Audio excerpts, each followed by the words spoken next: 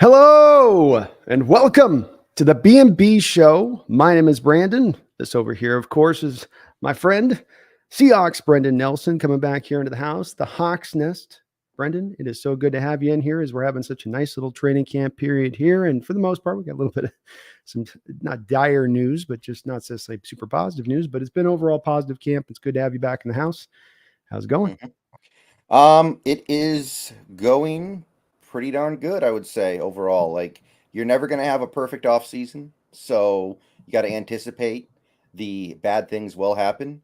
And I mean, the good news is the bad things that we're having happen are not nearly as bad as many of the bad things that could have happened. So I'm feeling pretty good about where we are right now. Definitely worthy of looking on the bright side of things by how things can go, like you say. It's always a measure for me of, well, can we get over it at some point? Can we get, through that tough issue if you have some tough issues or times or injuries or whatnot? And if the answers are not a yes, you're like, well, no, not really. Well, we're going to end up, for instance, trading a guy because he wants to leave town. Well, there's not really an out there for my team as far as to find that hopeful light that may exist in the situation to make it feel like, okay, we can get this, turned back around.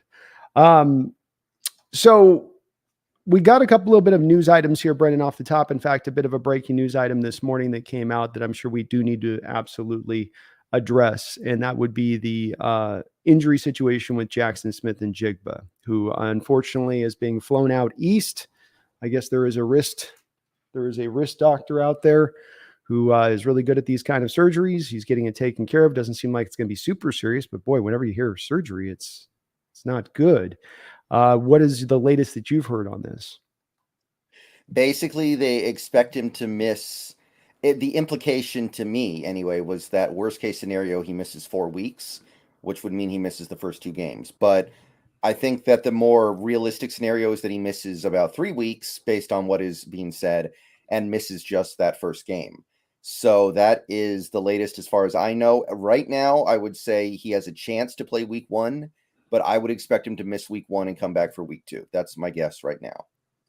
Yeah, it did. Even Coach Carroll seemed to admit a bit into it that, this is us being optimistic on this by saying it's a 4 week. You go down to surgery, you always kind of just think it's naturally something along those lines is the more closer to, if not 6 weeks, more even 5. It'd be less than a month for him to come back here for the game on the 10th. So you're down him a couple games here. And then, like you said at the top, we got to look at the bright side here. He's coming back. But then also, Brendan, we do have a little bit of now an ever-growing thinness starting to sort of set in here on the receiving core before we begun the season. Do we not?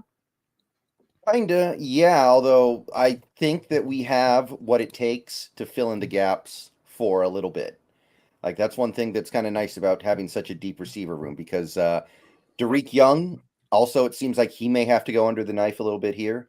They were hoping that it wasn't going to require that, but it's sounding like it is because he was out of practice today, and the indication is it doesn't look too good. So if he goes on IR and misses the first 4 games of the season, I would not be terribly surprised by that.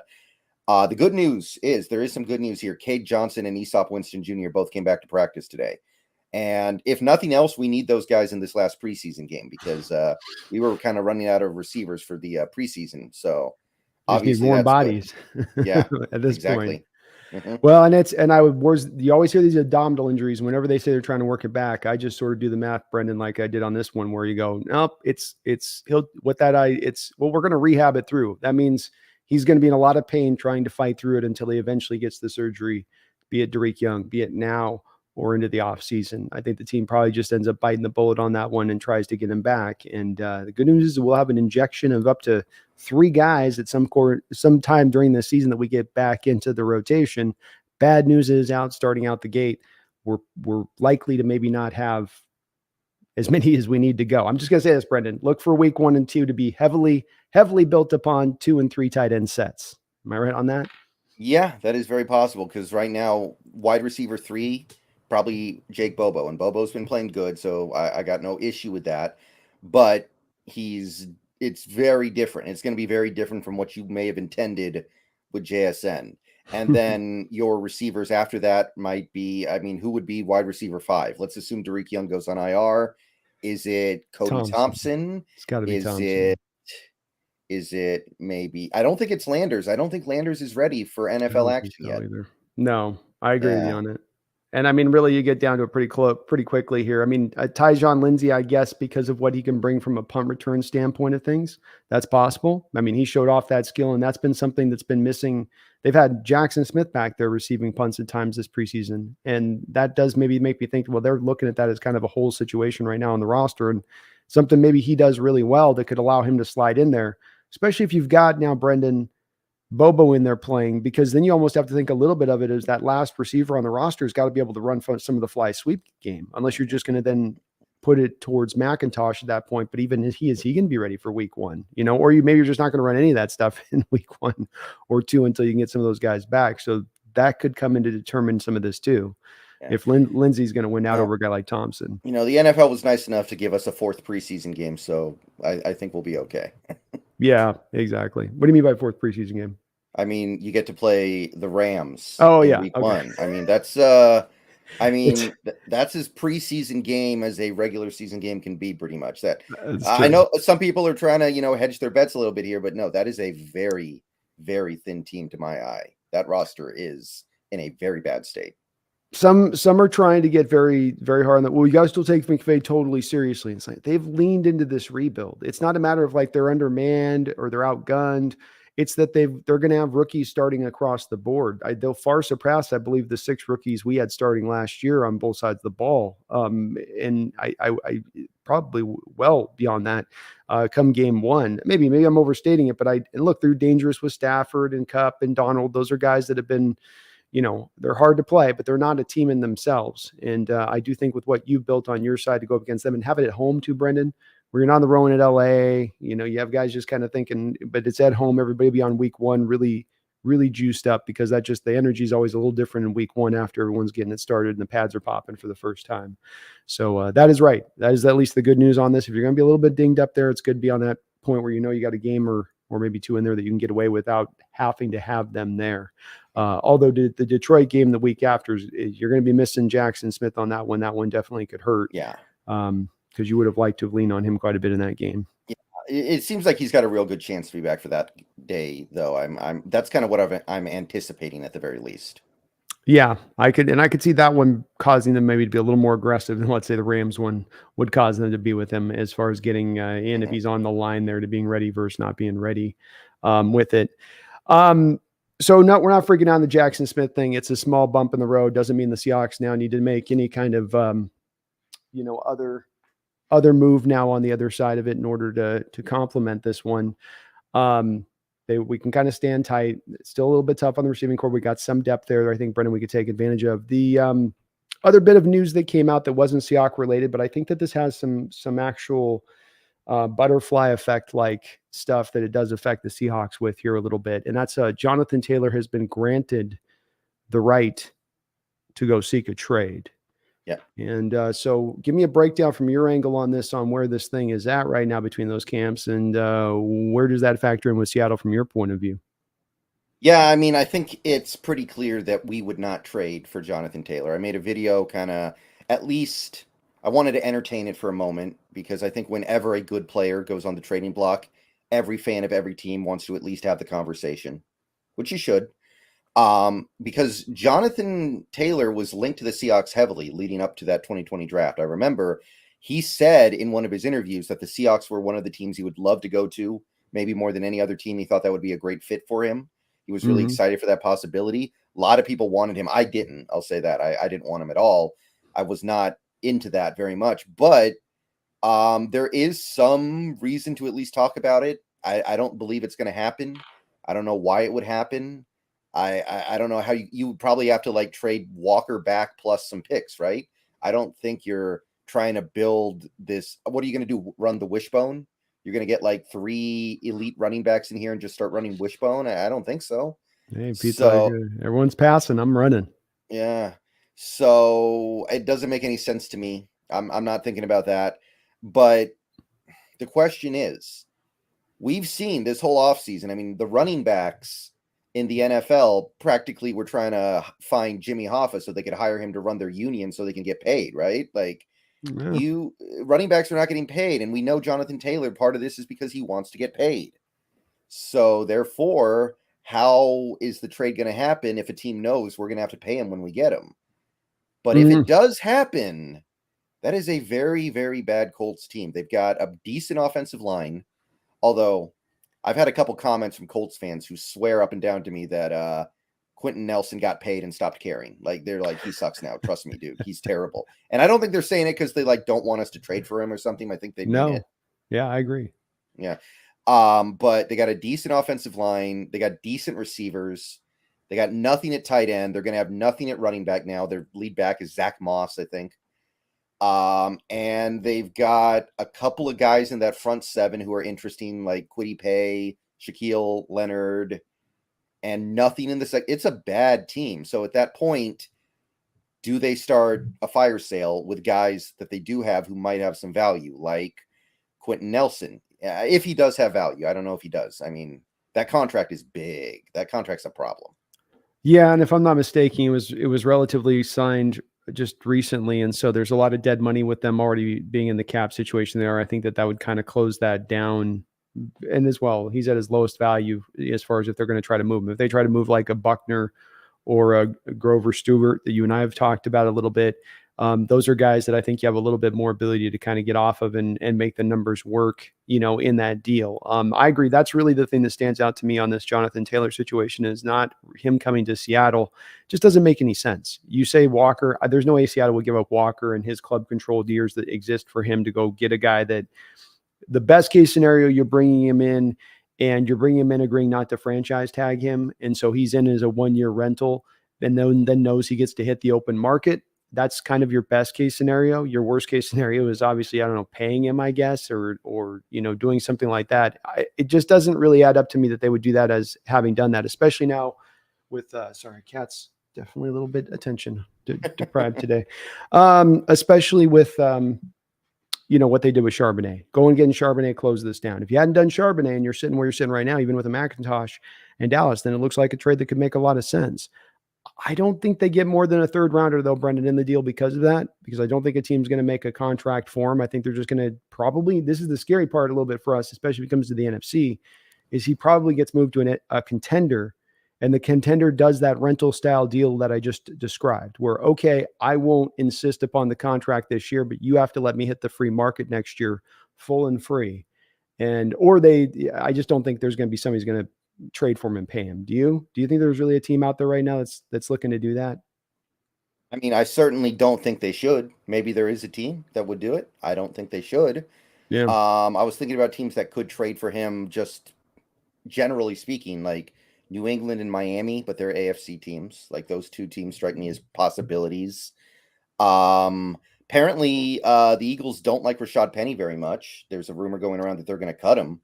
I've heard that rumor. I saw a bad clip where people were saying, take a look at him. He just can't get up to speed. And it did look like he was just not the fleet of foot Penny that we saw when he was here, when he was healthy, obviously. So maybe they get involved because then they've kind of got nothing going at running back. Other than that, I don't think any of these teams should. I'm just thinking about teams that could realistically consider it. And that's most of what I came up with. Yeah. No, it makes sense. I hope they go into the fire sale mode and get realistic about their situation. Partly because, I'd like to prey upon it and get a depressed asset for less than paying top market prices for them. But also, I'll say this too: it's one of those things where both things can be true. It's great. It'd be great if Seattle can come in and get a Grover Stewart or a DeForest Buckner, if I dare to dream. But it's also smart for the Colts organization here, is it not? Because you have such a young quarterback, you have a roster not ready, you're in a stacked AFC. Turn this thing over from your standpoint, get what you can to get back to kind of square one and push it forward. Hope maybe you can go in there and land a Marvin Harrison Jr. next year and pair him up with we'll talk a little bit in a second probably about, but pair him up with Anthony Richardson. And that could be a hell of a combo. I think they were smarter to go that direction, but we'll see after, if that trade does commences, if that's where they go as kind of a second step on that, Brendan. Yeah, I mean, it's very clearly, very obviously the right thing to do. Will they do it? I don't know. I mean, they've said they want a first-round pick or equivalent for Taylor. I don't think that's happening, so maybe this never goes anywhere because they just never trade him, and he just sits. Like, we're seeing this with Chris Jones. Apparently, Chris Jones has already said, look, if I don't get my contract, I'm not playing for the Chiefs. I will sit the whole season until I have to report, which is like week 8 or something. Yeah. Like so he's already like this is something that can absolutely happen. And Chris Jones, I mean, Jonathan Taylor is a great running back, but he's not as valuable as Chris Jones. Well, and from the Chiefs' standpoint, that may be something that they feel perfectly fine with. We have half of your franchise tag salary comes off of our books now because you sit up until week 8 or 9. We know that we'll be 6-2. We'll be 5-3 by the time you get back. And then you're fresh. You're as an older player, less tread off your tires for the season at that point with those legs coming in. If I'm Kansas City's front office at that point, I go fine. I kind of sit back and say, hey, that actually works for us. We're managing you and we'll find our way through. This isn't a team run by its defense anyway. We can outscore people for 6-7 weeks if that's what we got to do until we get you back. We need you for the stretch run. We need you for the playoffs. We need you in the Super Bowl dominate like you were last year. That's when we're going to need you. So I get it from their standpoint, man. But yeah, it does indeed seem to be an impasse. And I can see the Colts. Maybe that's where they drive. The thing I think they've got to think here, though, Brendan, is unlike the Chiefs, who can kind of hard press that to Jones and he comes back and he needs to still kind of play with it. Taylor can kind of slow roll this all the way through the season of this ankle thing's bothering me. It just keeps bothering me, man. I don't know. I can't get it right. I don't know what it is. It seems healthy. Our doctors are saying it's healthy, Jonathan. I don't know. It just kind of hurts. Something about it just has me a little sore. One of those things. And from a Colts angle, get what you can kind of get if it's just going to be a loss to you, no matter what at that point, right? But organizations do stupid stuff. I guess. This is going to be interesting because the whole offseason proved that the NFL doesn't really give a rip about running backs anymore. So what is the value of Taylor, who 2 years ago was maybe the MVP of non-QBs? Like he was incredible that year. Like he is very special, but what is it good for? Yeah. That's what is the value, and what is the value for a guy you're going to have to now pay a contract when nobody. I mean, absolutely no one in the NFL wants to pay running backs right now. And so what do you, it's a sticky deal to get done, but if the Colts go that way, Seahawks fans know that then the next two dominoes maybe to fly for the Hawks is John Snyder to jump in there and strike while the timer is right, while the kettle is hot. And that would be when the Colts now suddenly go into sell mode. You got the cap space to be able to accommodate a guy like Buckner. If again, I dare to dream, Brendan, but what an injection that'd be if you could pull a trade like that if they do go into that mode. Let's just before we get over here to the NCAA prospects that we're going to have you guys want to watch and look at, we're going into kind of give you guys a general overview. This is going to be a new part of a show here as we go forward and looking at these prospects throughout the year. Me and Brendan think it's going to be valuable, not just for us, but for you guys out there to keep an eye on these guys. The last two drafts, the Seahawks have done the majority of their heavy lifting to turn this franchise into the direction of where it's heading, which would seem to be in elite status sooner than later on the back of these past two drafts. Smart to kind of pay attention to these type of things and look a little bit closer at them than you might normally do, because you will be rewarded for knowing these guys come draft day and be all that much more excited for this team and what the future portends. Before we get to that, though, Brendan, can you give me an update? We've got a litany, unfortunately, we've got a litany of injuries that I think that the folks are going to want a little bit of an update on where we're standing with things. Nothing major here, folks, but we do have some varying levels of good news and bad news on this front. Okay, so Adams coming off the PUP tomorrow or the next day. Brooks is practicing, expected to be back for week 1. So great news there. Excellent news.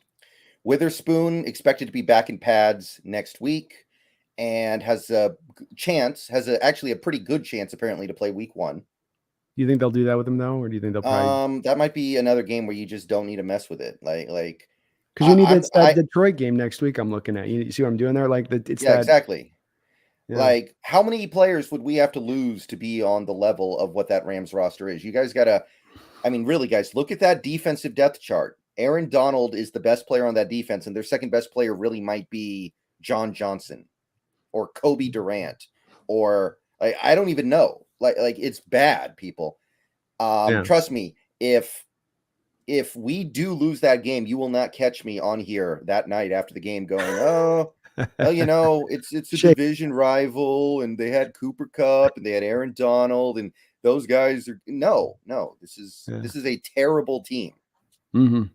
And young. On top of the fact they're not good. I mean, it's not like they've stocked. They haven't stocked it with first rounders across the board because they haven't, or second round. They haven't had those picks to stock, and then they are young. In addition to that, the majority there's a lot that's rookies in addition to that, and these type of teams don't tend to, especially in their first game for many of them, be their very first professional NFL football game. So yeah, I think we should be Hulk smashing them all day long in this particular football game. But sorry, continue up on those injuries there. I interrupted. Oluwatimi, chance to play chance to be physically ready to play by week 1.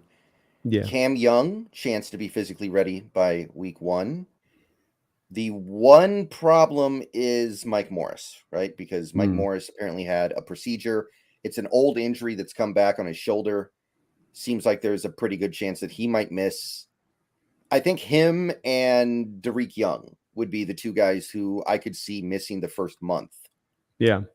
Agreed. I think that surgery, as we get to, like we are with Jackson Smith, it's almost kind of doesn't matter where it is on the body. It can go to deeper level and more. It can be more immediate and or longer lasting as far as the recovery time. But you've got to kind of go on board with the 4 to 6 weeks and lean towards the 6er part of it in certain cases. Though they're getting good with these procedures, Brendan. Like I know the sports hernia one, they get in there with a little arthroscopic diddly doos and get it all, Iron Band out or something, like the Iron Man suit fix or something, and it's good to go. So, we'll see if those guys can come back. But yeah, it does sound like those two guys will be the one out. You think Jamal's running week 1 at this point? If you were a betting man, that might be another guy we hold out because it's the Rams. Remember the old Pac-Man Jones? It's the Rams dude, or no, it was like when he was on the Cowboys. And the Eagles had just beaten the Rams in week 1, like 38-7, and they were playing the Eagles week 2. They asked him, and he was like, "They played the Rams, dude. Like that might be what it is. Like we're playing the Rams, dude. Yeah, that's back. It's back. It's been a long time since we were able to say that about the Rams, but I think maybe so.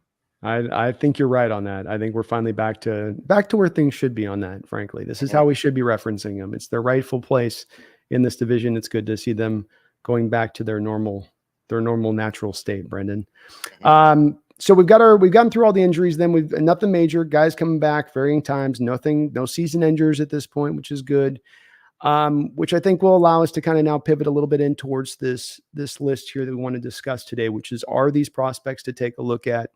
And we're kind of trying to a degree on this stay with an eye towards, of course, for the most part, where the Hawks are looking towards and what positions they're looking towards. So we're excluding looking at certain things that just doesn't make as much sense. The top end running backs, for instance, I can look as much at that. We'll name a couple of the players you can look at casually or maybe, but we're going to get into more of where we think the Seahawks are going to look to attack in a draft, because there's certain places you can predict. If they go back into a second round running back next year, my mind would be blown.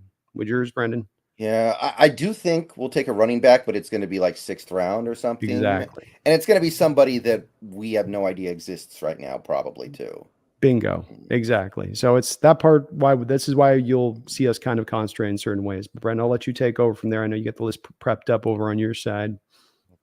All right. So we're going to lead with quarterback here. And I know some people won't agree that quarterback is a need, but I like Geno. I think Geno's going to have a really good year. I do.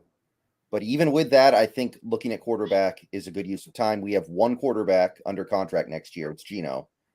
And unless Drew Lock decides he's cool just becoming the perpetual Seattle backup like Tavares Jackson once upon a time, then I think you have to take a quarterback. And if you're looking at Geno and going, he is old. I know he doesn't have a lot of miles on him, but he is old, right? He's what is he, 33 now? I think 32, going to be 33 this year. So you gotta at least consider the possibility that you could use an early pick on a quarterback. I think if the value is there, I think you do it. So let off with quarterback. This is a great quarterback class, by the way. Really, I like this one a lot. I think it's going to be better than last year. There's way more depth to this one, so I think it's less likely to fall flat like last year's kind of did. Lot more guys with an opportunity to assert themselves. Yeah, and in various places in the draft too. It's not just top heavy or bottom heavy. There's kind of some quality to be found, I think, throughout where this is going to break down towards. And that gets me excited as well, because if Seahawks are looking to go back down the path they went once before with Wilson, looking more of a second, third rounder guy, as opposed to sometimes what the fans want, Brendan, here, which is get the first rounder, get the guy with the acclaim, they may go back to the old path again, especially with the way they built this team up. Now, the first two guys, they're kind of here because it's hard to have a conversation about this draft class without at least discussing these two guys. But I want to be clear. I don't think the Seahawks are capable of ending up with a top 5 pick this year. I don't think they're capable of being bad enough. No. We're in a division with 2 teams that are probably competing for the number 1 pick. That alone gets you extra wins that even if you're bad, like if we get destroyed by injuries all year and we have this really bad season, I think it would be like 5-12. It wouldn't be 2-15 or 3-14. Yeah, well, to your point, like look at Carroll's time here through with the various levels of talent on various levels of teams he's had, and he always seems to have, even in the years that Russ wasn't here, there was an ability from him to get a floor out of the team. Just I would call it by the nature of his coaching or the atmosphere they've created, environment, whatever you want to do. That's their track record, and there's a long track record of it. So with that being said, you got Caleb Williams, who's basically already ironclad locked to go number 1 overall. Everybody loves him. Pat Mahomes 2.0. I mean, he's pretty. There's not much I can take away from him. Obviously, there is a little bit of boom or bust potential when you're talking about Mahomes 2.0, because Mahomes could have gone one way or the other in theory, right? He was not some ironclad super duper star coming out, but Caleb is. I mean, you got to say he's an absolute monster of a prospect, right? You absolutely do. I do put him in the generational talk of a spot that I don't often go to. This is the second time since creating my channel. Lawrence was the last guy that I referenced in this mold. And so it is, I think, Luck, Elway. There's been only a few that have been what I would say tick all these boxes. He is maybe missing just a teensy bit of height to him. So that's the one place where the Mahomes things don't quite click in fully to me, because the height is not quite there. But he's a well-built guy. He's not a Bryce Young type that's slight in build, but he can make every throw in the book. He has almost just psychic-like feel in the pocket for what's going around him, and then he has the escapability to get away from anything in the pocket on top of it. It's not so much he's a pure scrambler, right, Brendan? It's just that he has that pocket feel to get through and around and navigate trouble when it's there. That just stands out over and over, and then keep his eyes upfield and hit you deep. But very, very fun prospect to watch. Oh, you're muted. You're muted. Yeah. Oh, okay. There we go. You got me? Yeah. Sorry about that. But yeah, we're not getting him. Whoever gets the number 1 pick is getting him, unless maybe the number 1 pick goes to the Colts. Then you could see a trade, but it wouldn't be the Seahawks trading up. That's not how we do things, I don't think. No, I don't see us trading up either. And I think when you have a generational quarterback like this, I know last year you're going to get asked about this a lot this year, Brendan, and I am too, which is because last year somebody was able to trade up for the number 1 pick. Well, then now we'll be able to do that, right? History, that's an anomaly last year. History tells us if you are that number 1 pick team that's sitting in that position and you have a generational like quarterback, even if they're not fully on tilt with believing it's full on Elway or Luck style, but that he's close, they're going to just take him. And as you mentioned to the top of this, say nothing of the Cardinals and the Rams, that team that's sitting there is not going to probably be sitting on a Justin Fields type quarterback they're picking. They're going to want to take him. So it is as marvelous as he is, as fun as he is going to be watched this year, enjoy him. You're not going to have a chance to pick him up, unfortunately. Yeah. The other guy who's kind of in the same boat would be Drake May. Currently, and these projections, by the way, are very fluid. I took these projections a few weeks ago. They may have already changed. Also considered to be a top 5 prospect in this draft, Drake May of the UNC Tar Heels. Little bit more of a prototype maybe than Caleb Williams, but also very well touted, although not quite the universal adoration of Caleb. Do you like Drake May? What do you think of him? I mean, he's got, like you say, he's physically your prototype. He plays the position at times for me a little bit robotically. I don't think that he gets compared to Carson Palmer a lot. Palmer had a real special kind of release. The ball just jumped out of his hand in a special fashion, and I don't see that with Drake May. I do think that he's got a really strong arm, and he's very accurate on just every pass in the book. He's going to hit his spot. And the mobility is still pretty good too, as well. You're not just getting a statue like as you say, getting the prototype a little bit for what you want. And though he like Caleb, he's not a pure scrambler, but all the way down the line, everything he brings the position you could want. But yeah, I haven't quite gotten sold on him because I do need a little bit of that, razzmatazz that Caleb Williams brings, Brendan, that sort of not magical nature to what you're doing, but what's that little extra factor you're bringing, right? What's that, if you're going to be a number 2 overall pick or something, what's that little extra bit that you're going, not just that you physically check off all the boxes, so to speak. And that's where another year of evaluation is nice here with Drake May, because of where it sits with that. Yeah, if Drake May doesn't have a very good year, he could slip. I don't think it's like Caleb where he's already locked up. So as of right now, I don't think there's a lot to be said about him as a Seahawk, a future Seahawk, but I'm not completely ruling it out where he doesn't have this great final year. Something could happen. I'm not completely ruling it out, but for now, you put that one on the top shelf. Agreed. And I'm going to bring my cat tree over here because she's losing it. Hold on. All right, no problem. I got you.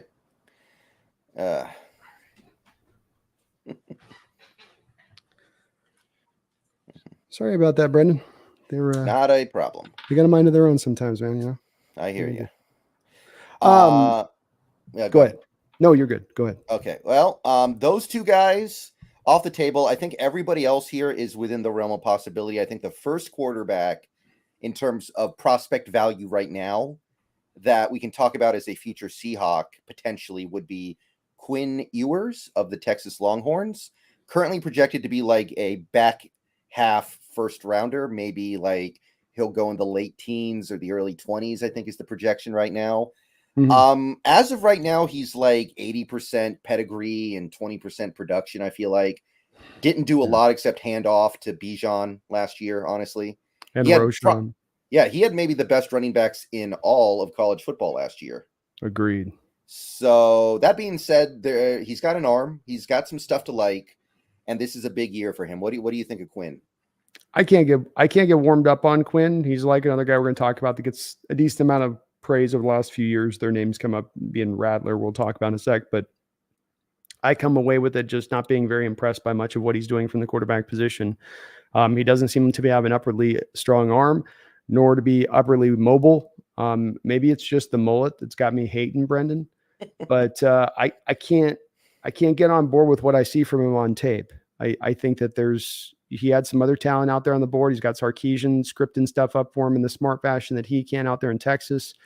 And, he's functional to me, but there's not as much a wow factor. And what's weird here is that we have heard too that Schneider supposedly loves the kid.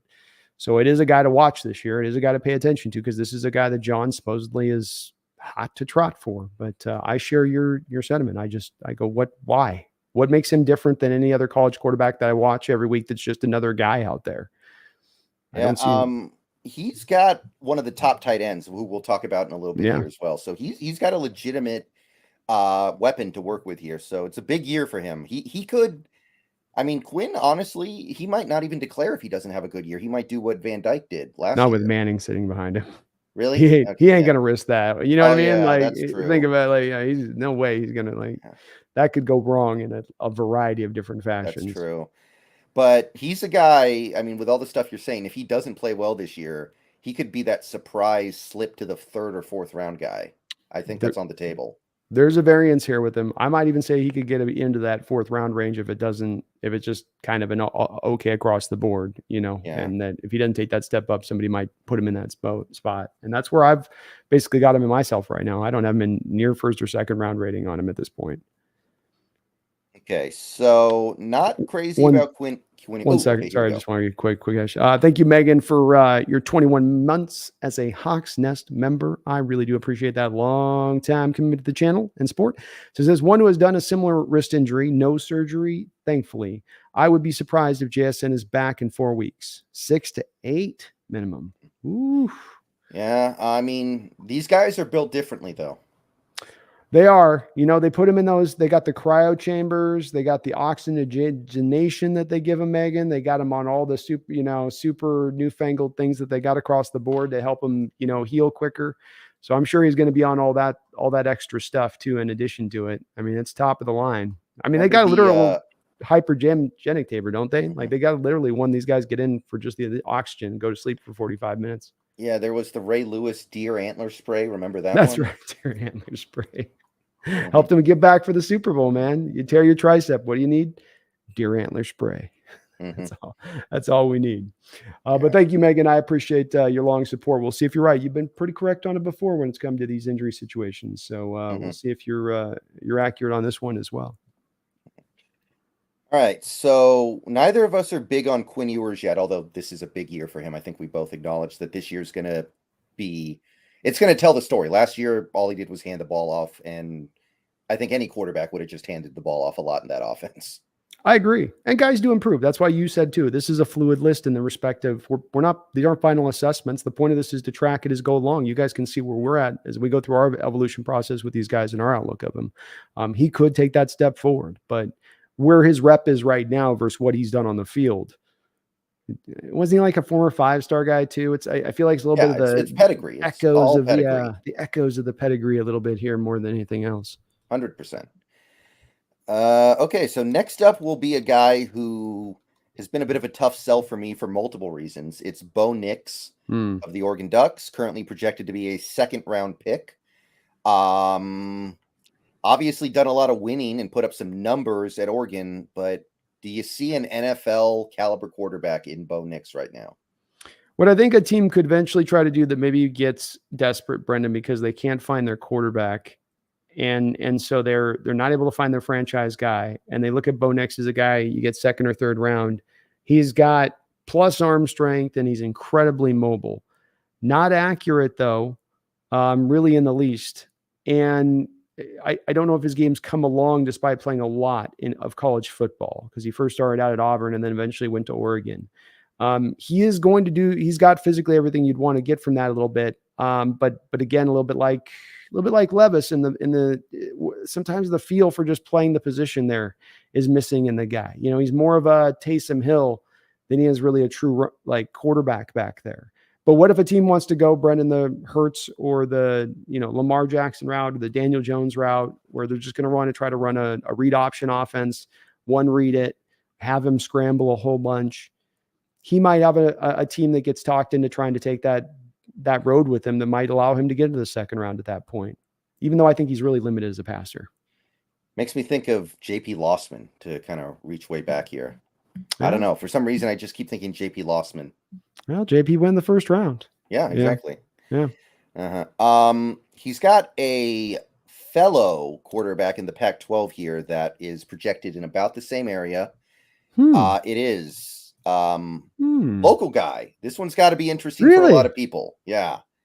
A lot of people are going to circle the wagons around this one way or the other.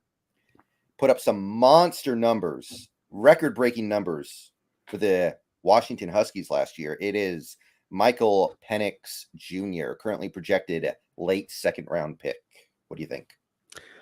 It's always hard on the lefties, Brennan, isn't it? On the evaluations of these guys, it's just they look different. They're going the opposite direction. It's not always clear. And his delivery is, though it really works, and I think that he's got some plus arm strength. I wouldn't say it's great arm strength, but plus arm strength, excellent accuracy, and ball placement, and throws with anticipation. A guy that I think through his college career, he has grown, right? I think he has gotten better. I think you see this is a guy stepping forward. If he can step another foot forward here, I mean, this is a guy more than, to me, Quinn Ewers, who really does have a legitimate chance to push himself into late first round discussion, especially with that fifth year option thing that can hover over there by taking a guy at that point.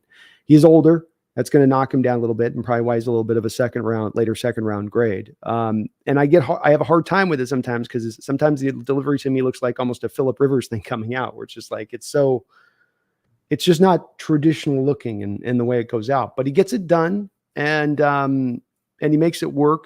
He does have a lot to work with there that you can move around too. He seems to me a little bit at times like a little bit kind of a Geno Smith sort of, overall where I see him kind of being at. Aside from, I think Geno's got a little bit more of the quicker, cleaner, tighter, over the top sort of delivery.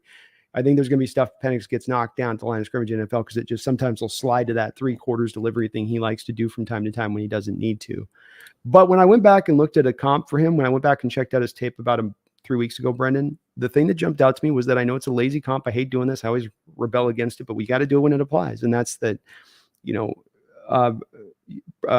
Mark Brunell, who I grew up watching in the early 90s. It was him, and when they won that national title, it was him and Billy Joe Hobart here. And he's got another lefty. They've got very similar ways in what they do and how they do it. Brunell maybe was a little more reliant on the legs a little bit, but Brunell was not a first or second round pick. He was the guy that first went to the Packers. Part of that thing we talked about a couple last time we did the show about Schneider being with the Packers and them always kind of, building up these quarterbacks, then moving them on somewhere else. And it was when then Brunell went to the Jaguars where he took off. I think he became a couple-time Pro Bowler. Oh yeah, and a really good player. They're both lefties.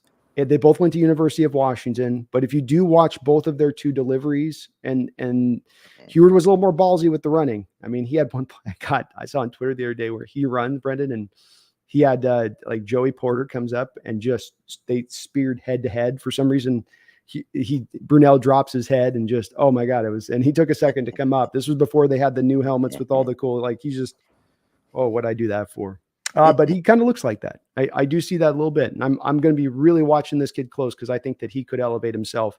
If that accuracy can be as at times as it was pinpoint, like he really puts a ball in a spot where you're like, well, that's just in the right spot for that guy to go make that catch. And sometimes when he's even moving, it's very impressive for a guy. I don't think he's going to get you with the arm strength. That's not where he's going to wow you at. It's good enough. It'll make do at the NFL level, but it'll be really in that anticipation and an accuracy thing that'll get teams on board.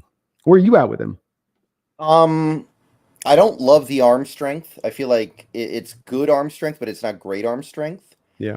And obviously he's a little bit of a system quarterback right now. He's in a system where you print stats. And by the way, we lost our starting running back for the season already. So he's going to put up probably even bigger stats this year. He's going to have to.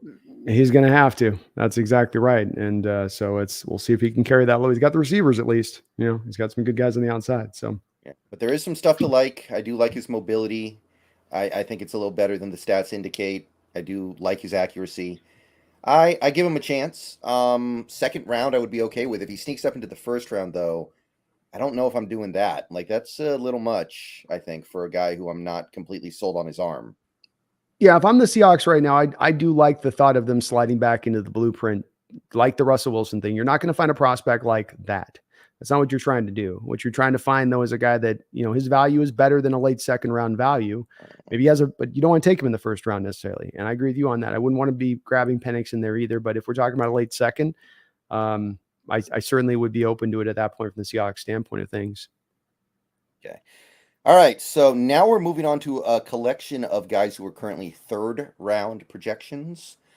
Now it starts to get, I think, a little less sexy, although there are some guys here that are getting a lot of positive attention. There's one guy in particular, when we get to him, I'm going to definitely have to single this guy out because he gets brought up in my Discord all the time now. But the first guy we're going to talk about here is the new, well, no, not new, but current Michigan Wolverines quarterback, J.J. McCarthy, currently a third round projection. What do you see with him? J.J. McCarthy's like a lot of these quarterbacks coming out now that we see that are undersized. They don't look very particularly thick of build. You go, how's that guy going to hold up under NFL punishment and wear and tear?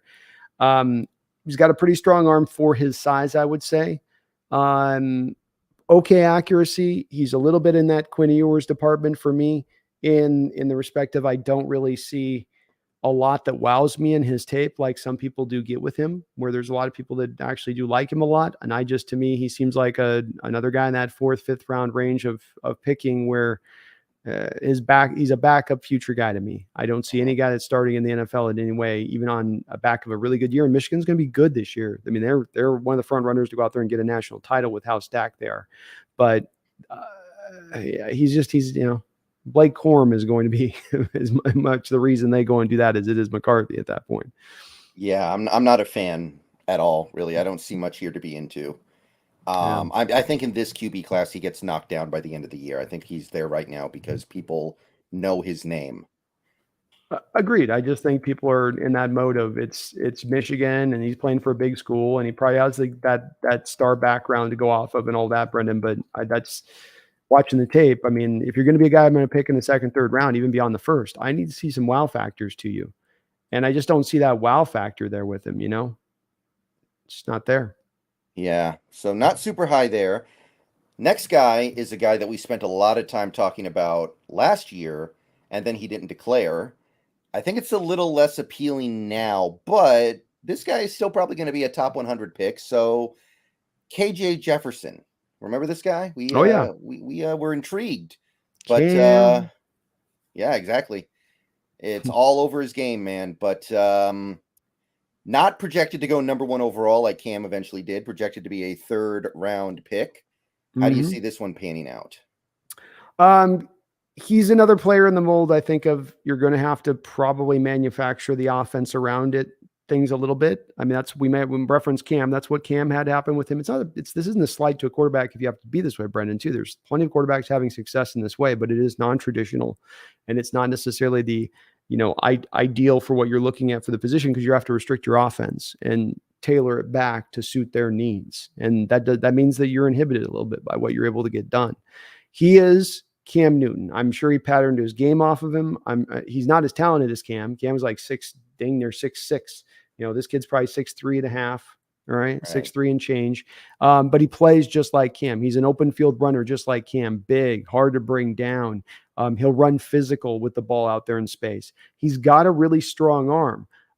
But he does kind of sometimes pull the string on his throws. He gets into a little bit of trying to aim it rather than throw it. It's a lot like with Cam. It's not free and easy. The mechanics, and it's the same thing I say about Cam. It's like all the good and the bad stuff too, where Cam's lower half would never talk to his upper half. So he was a very much an upper half thrower. Everything was about him twisting his core and throwing rather than coming up from his legs to his core and then through his arm. And it was on all the throws with him. That's why so many of his throws were flat footed because he wasn't trying to engage his feet. He was just trying to make everything up in his upper body. And KJ is the same way, which leads to an accuracy, Brendan. And leads to, sometimes kind of, to me too, getting a little bit longer with your windup. That's also a little bit of a spot that I see with him. Yeah, I think a little bit of shine comes off the apple when he goes back for that extra year in college, because if he plays like Cam, he's not going to last that long in the NFL. There's just, even Cam, how long was Cam good? Like 6 years or something? Something like that. Yeah. 6, maybe 7. Yeah. Maybe he got out. Maybe. Yeah. So staying back for that extra year, taking another year away from how long you're going to be good in the NFL is like, that's bad. That to me, that was very weird that he did that. I don't know if he knew he was going to be like a 6th round pick or something.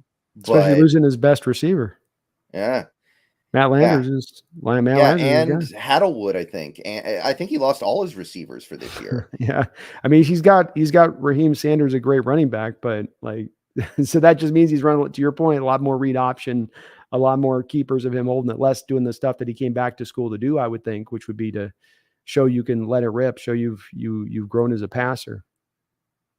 Yeah, and also now that we have something working pretty well here in Seattle with Geno, with this style of offense, I think it's a lot less appealing to say, oh, we're going to draft a completely different kind of quarterback and blow up our offense.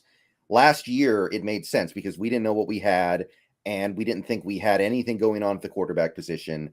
And we didn't know if the offense was going to be anything that we even cared about keeping past 2022. But now that we're here, it's like, do you really want to bring in that quarterback and then have to completely change the way you're doing things? Like, you would have to be forced to do it. You wouldn't do it because you want to. Agreed. And that's the only, if I got that guy's maybe a later round pick and then he comes in because of an injury and then I got to make that change, that's one thing. But I'm not investing my offense into changing around to KJ Jefferson based on what he's shown. And I don't think he's going to show enough this year to make somebody really leave outside of that, because there's a good amount of issues there for him to have to kind of fix and clean up in his game. And I just still a guy who could be of use if you buy into this route and go in that route of taking the running quarterback and he's going to throw very minimal and keep the offense very basic for him. You can find success, but you have to commit to those kind of guys in that way to help them, or else they're going to look in over their skis, right, Brendan? They're going to look completely overwhelmed, and you're going to go, well, they just can't run an NFL offense. Like, well, yeah. Next guy is a guy who gets brought up a lot in my Discord. There's been a lot of guys who are kind of in on this one. It's Riley Leonard of Duke. Third round projection. I've heard there's some buzz here from Seahawks fans. I don't know a ton about him, so what do you got on him? Good arm, not a great arm. It's good.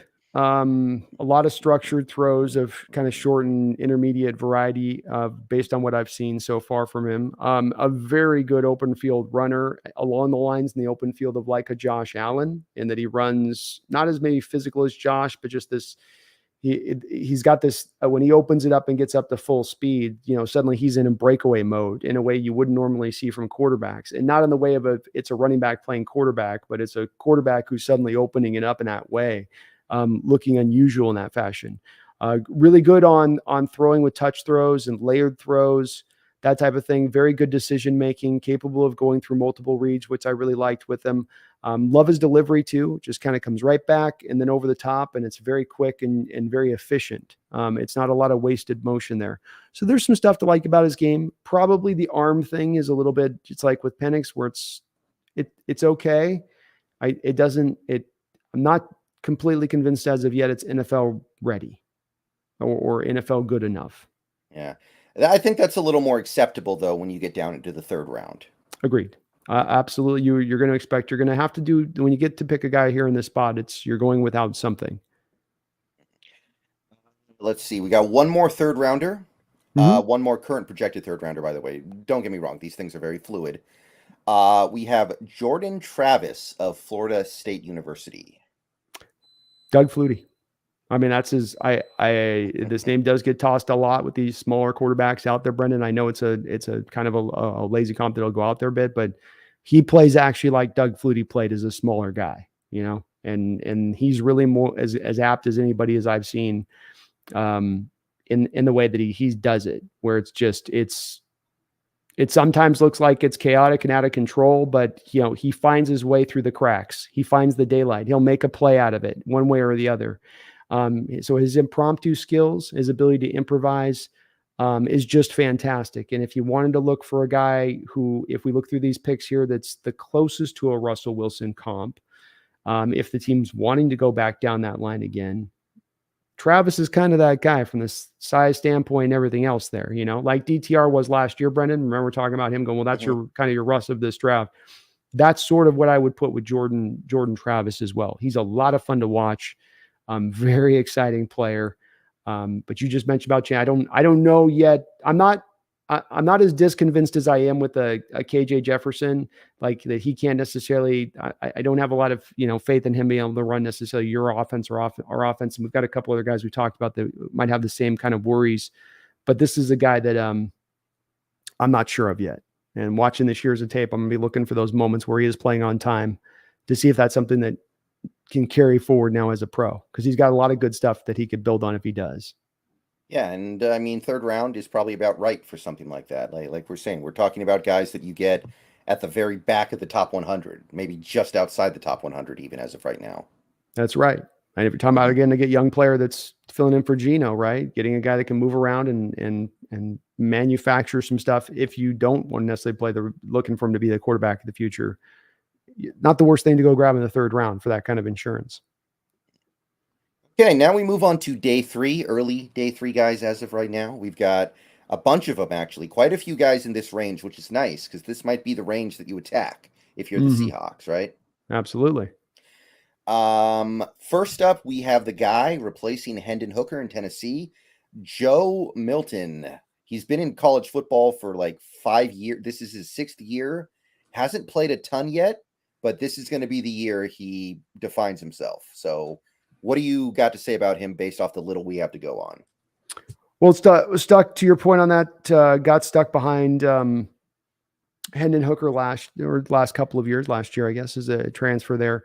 He's got probably the strongest arm in college football, does Joe Milton, in my opinion. I think that he is got an absolute cannon. The ball just jumps out of his hand, and he can throw it with an effortless nature, where it's not a wind up and then it goes. It's just sort of, I want to flick this here.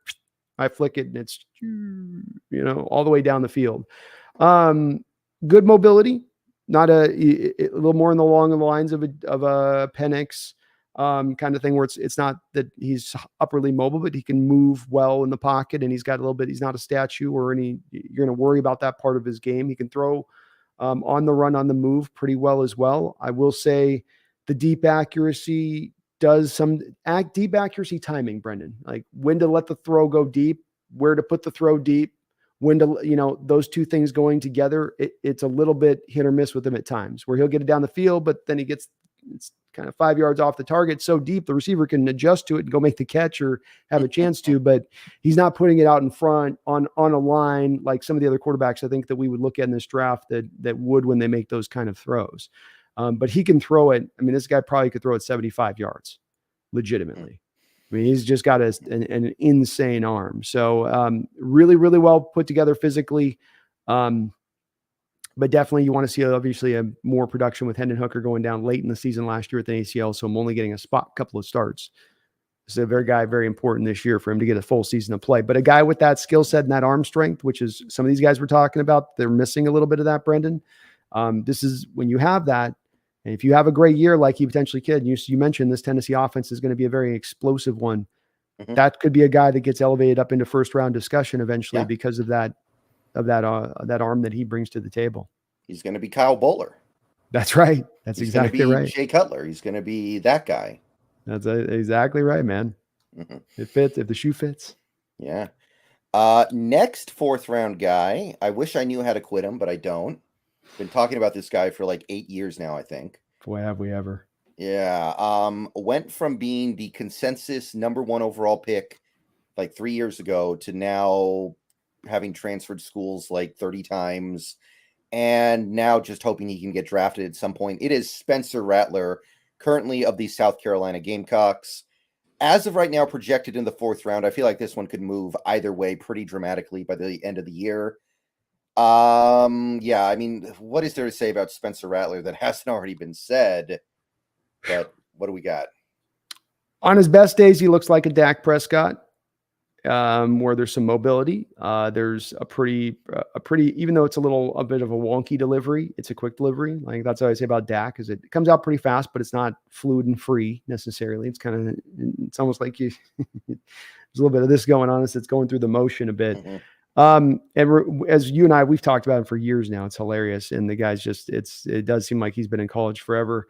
The problem with him at Oklahoma was, making the easy, normal play work, making you're going to throw a little flat route here, hit the man in stride, put it right on his chest, get it to where he can go up the field instead of putting it up here or back behind him here. And you'd look at him and he'd make these highlight level throws that were amazing where it's like, how do you get that off? How do you put that in that spot? And then you have all these other throws that were just a slant or a drag. And he just suddenly had no accuracy with it. He has gone to South Carolina and cleaned up some of that. And I think he did improve last year and he put out his best year of tape last year in a very tough conference. You got to give the kid kudos, Brendan. Yeah. He left Oklahoma to go to the SEC. He took on the challenge here. It would have been easy if I'm him, I'm going probably Pac-12, I mean, I'm no shade at Pac-12. They're falling apart as we speak, but I mean, maybe it was just, he was going to get paid to go to South Carolina, but he took on that. You got to give him props as he took that on. He's not been one of my favorite guys in recent years. I still don't think he's a guy that brings a lot of arm strength to the table. That's always going to be a problem for me with quarterbacks and wanting him in any way. It's kind of like if you can't make every NFL throw and you're inhibited, that it only is going to take my offense so far unless I can be a team like the Saints with Breeze, for instance, in the dome all the time, where I have ways to get around your arm strength limitations. And we play outdoors in wind and wet and rainy weather, so we don't have that ability to do that. Yeah, I don't know. There's just something about him that I can't quite quit. If you can get a guy who at one point was projected to be like the number 1 pick in the 6th round, no matter, I know obviously there were things that happened that made him go from this to this, but I don't know. I'm never going to be able to totally quit him, I don't think. And look, if he comes out and he's done and he goes out and gives you another year here, Brendan, to your point on this, he does fit the mold of what you're looking for. If you're looking for the backup who's got a lot of college time he's played, a lot of seasoning, he's had to earn his way through. You know how Seahawks love that sense of adversity that you've had to fight through, and that they like those kind of players that have that going on. So there's some stuff that would, on top of the fact you get him 3rd or 4th round, that would definitely appeal to the Seahawks. And I'm not opposed to him in that spot of things. He's just never been a guy in watching the tape who's ever quite really blown me away. And I did go back and check out some of the stuff in South Carolina. It was improved. He's cleaned some things up, but I still there's something I can't quite get on board with Rattler, unfortunately. My prediction is he does end up in Seattle, but it's going to be the Dragons. There we go. I don't know. That just seems like a really good fit. Him in the XFL, that just works. carry on the Ben DiNucci legacy here. Mm-hmm. Okay. The next guy, I think one of the most interesting sleepers in this upcoming draft. I really like where this could go because this is a guy who is being coached by the same guy who, in my opinion, made Justin Herbert look a lot worse than he was at Oregon. So now Mario Cristobal gets to ruin another player. Well, not really ruin. I mean, Justin Herbert still went in the top 10. I understand that. Eventually, I mean, the teams just couldn't be driven away from his traits, but I thought Herbert was going to be a very bad pro. And looking back at it, I think Cristobal was making him look much worse than he was. Now, here's a guy who maybe could have been a first-round pick, who I don't think is going to get anywhere near there now because of Cristobal. It's Tyler Van Dyke of the Miami Hurricanes, currently projected in the 4th round. Yeah. I like him. Yeah, I mean, you mentioned the thing about Cristobal, and it's a valid point to make. I mean, Herbert was drafted, and it was despite Cristobal kind of sabotaging him with what they did with him offensively. And I mean, we didn't know that Herbert could play off script until he got to the NFL. And that's one of the better things he does. And the fact that that the Oregon coaches restricted him and never allowed him to really take the advantage of that part of the game just speaks to, Cristobal is one of these coaches that, Fangio struck me as this kind of guy, where it's just they always have maybe a bit of their defensive. I don't even know if Cristobal is defensive minded, but they just always have a little bit of a slight towards quarterbacks for some reason. Like I don't know what it is. It's just just a general feeling. He was a guy that, his previous year's tape to Cristobal coming there was really nice. He was, for the most part, really accurate. He was hyper accurate down by the red zone. He's a bit of a dart thrower at the position, so it comes out like a dart, like you're throwing a dart rather than it's coming up over the top and through a little bit. And I think that's important because it does now mean that he needs to keep his base and he needs to keep the rest of himself mechanically clean when he's making his throws. Last year, his mechanics went all to hell. And I don't have an explanation for why, Brendan, but I mean, he developed this weird habit of like deciding he was going to do the Jean-Claude Van Damme splits on particular plays for no particular reason, as his base just ends up way out here as he's making his throw. And you go, why is your leg so far apart when you're trying to make that throw?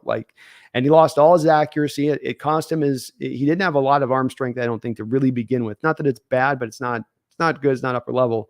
He needs to be accurate. He needs to be anticipatory thrower. He relies on his brain to process on the field of where to go. I like that stuff with him.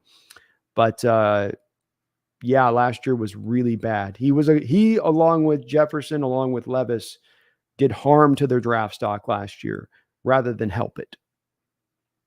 I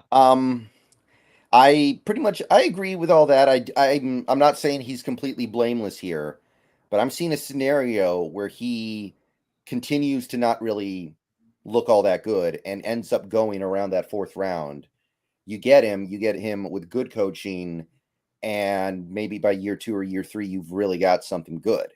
So this is, to me, the pick more than any other. There are other quarterbacks in this class that I like, but if you get Van Dyke in the 4th round, I'm feeling great about your ability to develop him. I'm feeling great about your ability to either trade him down the line like the Packers used to do, or eventually give him a chance to start. I'm open to it. The thing I don't like is just as one last additional point is the mobility thing. And I think that that's more of a prerequisite now for the modern NFL game, that you got to be able to move a little bit better. And some of his issue last year was dealing with pressure and not being able to move. But if you have the offensive line in place like the Hawks potentially will have, maybe that won't be as much of an issue if you take a guy like that in the 4th round. Yeah. Next up, we got a dono here. Let me Megan, thank you for the $5 donation. I do appreciate it. She says they may be built different. I am 3 months into rehab and just redislocated my wrist and am back to square one in 6 to 8 weeks if all goes well. Oh, yikes. I'm sorry about that, Megan. It's possible. And I think it's just, you got modern science in every last little thing, and they've got the cutting edge stuff in that building. I think that even if it's just a small degree, probably helps out. I mean, does that cut a week off the timetable, having all that fancy schmancy stuff that, helps you to get better? Probably does. But get back to health on that, Megan. And, we'll just have to see. I do think Pete Carroll had acknowledged it too on this, Megan. He said, we're being probably optimistic. I think this does lead us back to that Lions game that Brendan mentioned. That's the one we want to take a look at here, is the likely and hopeful target here for JSN, which would give him more than 4 weeks at that point to get back, right? I guess it'd be Mhm. just at 4 weeks, basically. Right. Just We're that. 19 days away from the first game as of right now. There we go. So Mhm. gotta get him back. Thank you, though, Megan. Alan A, thank you for the $2 donation. Thoughts on Jaden Daniels? He is the LSU quarterback who Oh, is yeah, yeah. actually second in line right now on betting odds for the Heisman. Oh, okay, yeah. But he strikes me as more of a college quarterback than a pro quarterback, personally. Yeah, he's kind of struck me as the way he's thin as heck. They list him at 6'4". I don't think he's at 6'4". He's probably more like 6'2" ish. His arm's okay. He's really relying on his legs too. I mean, really relying on that respect of things. I guess he made some throws last year, but I can't say that there was a lot in his game that jumped out to me. And I think you saying he's a college quarterback is probably pretty right on that. I will give him this. He's getting his accuracy up. You know, this is going to be a senior year for him. He's gone from 60% to 68%. And he was very efficient in his play, but he just strikes me as more of a runner than anything else at that spot, Alan.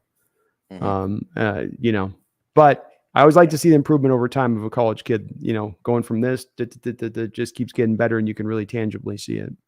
Yeah, I mean, there's going to be opportunities for probably close to 200 players to get our attention this season that currently don't have it. Like, I still kind of feel like the Shader Sanders thing, I feel like that's a meme, Yeah. but I'm going to give him a chance. Like, there Yeah. are some people who think he's like a top 100 pick. There are people who really think he's going to be a good quarterback in the NFL. And I'm going to give him a chance. Right now, I don't take it seriously, but maybe I will. Yeah.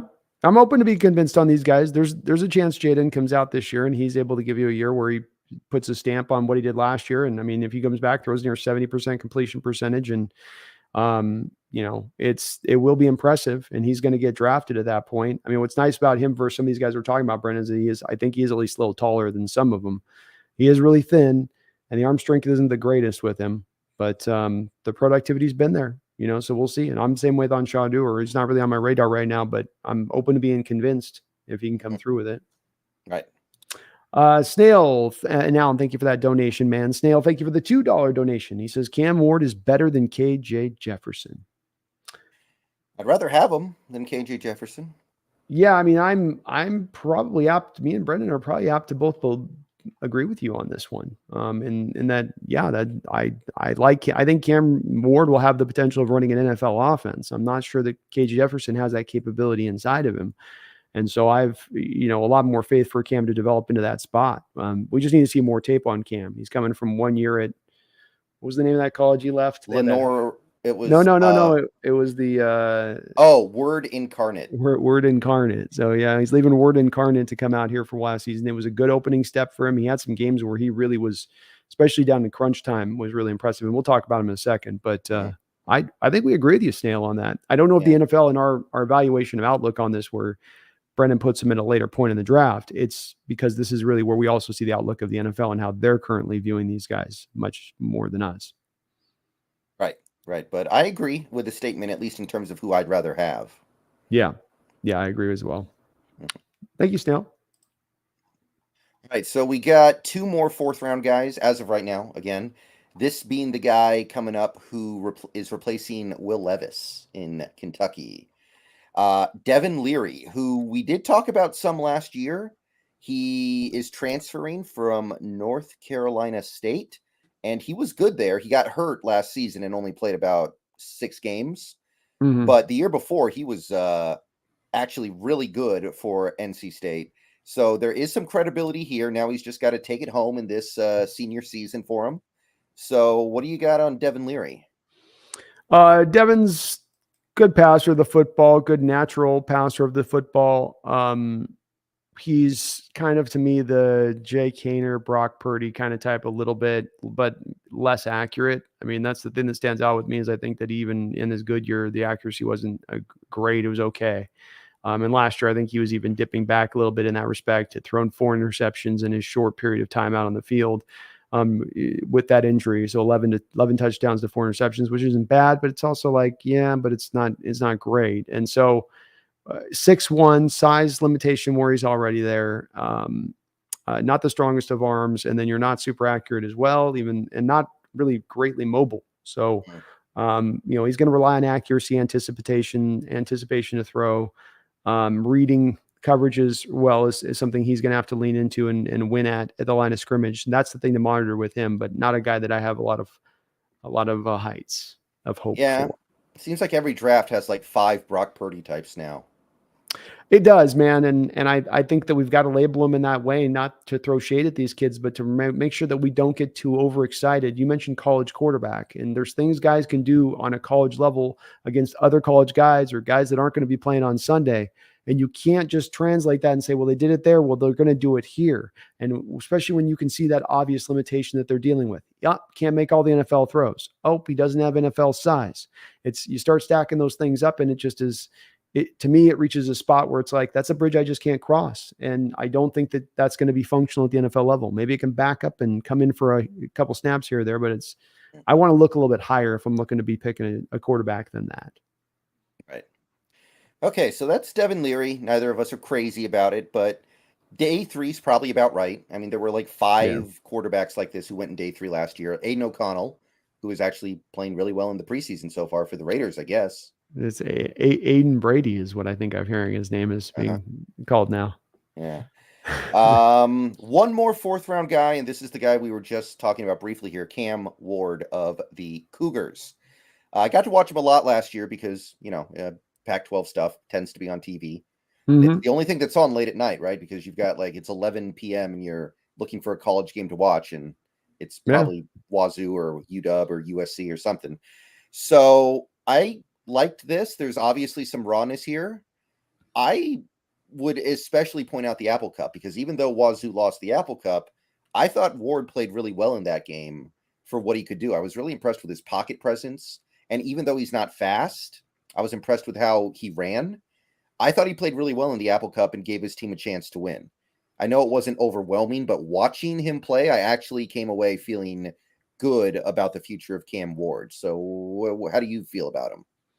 Yes, very much the same way. I monitoring throughout the year, and guy we were able to be, because we were hearing a good amount of him before and kind of pay attention to him right from the jump. And I think he's got an NFL arm, first off.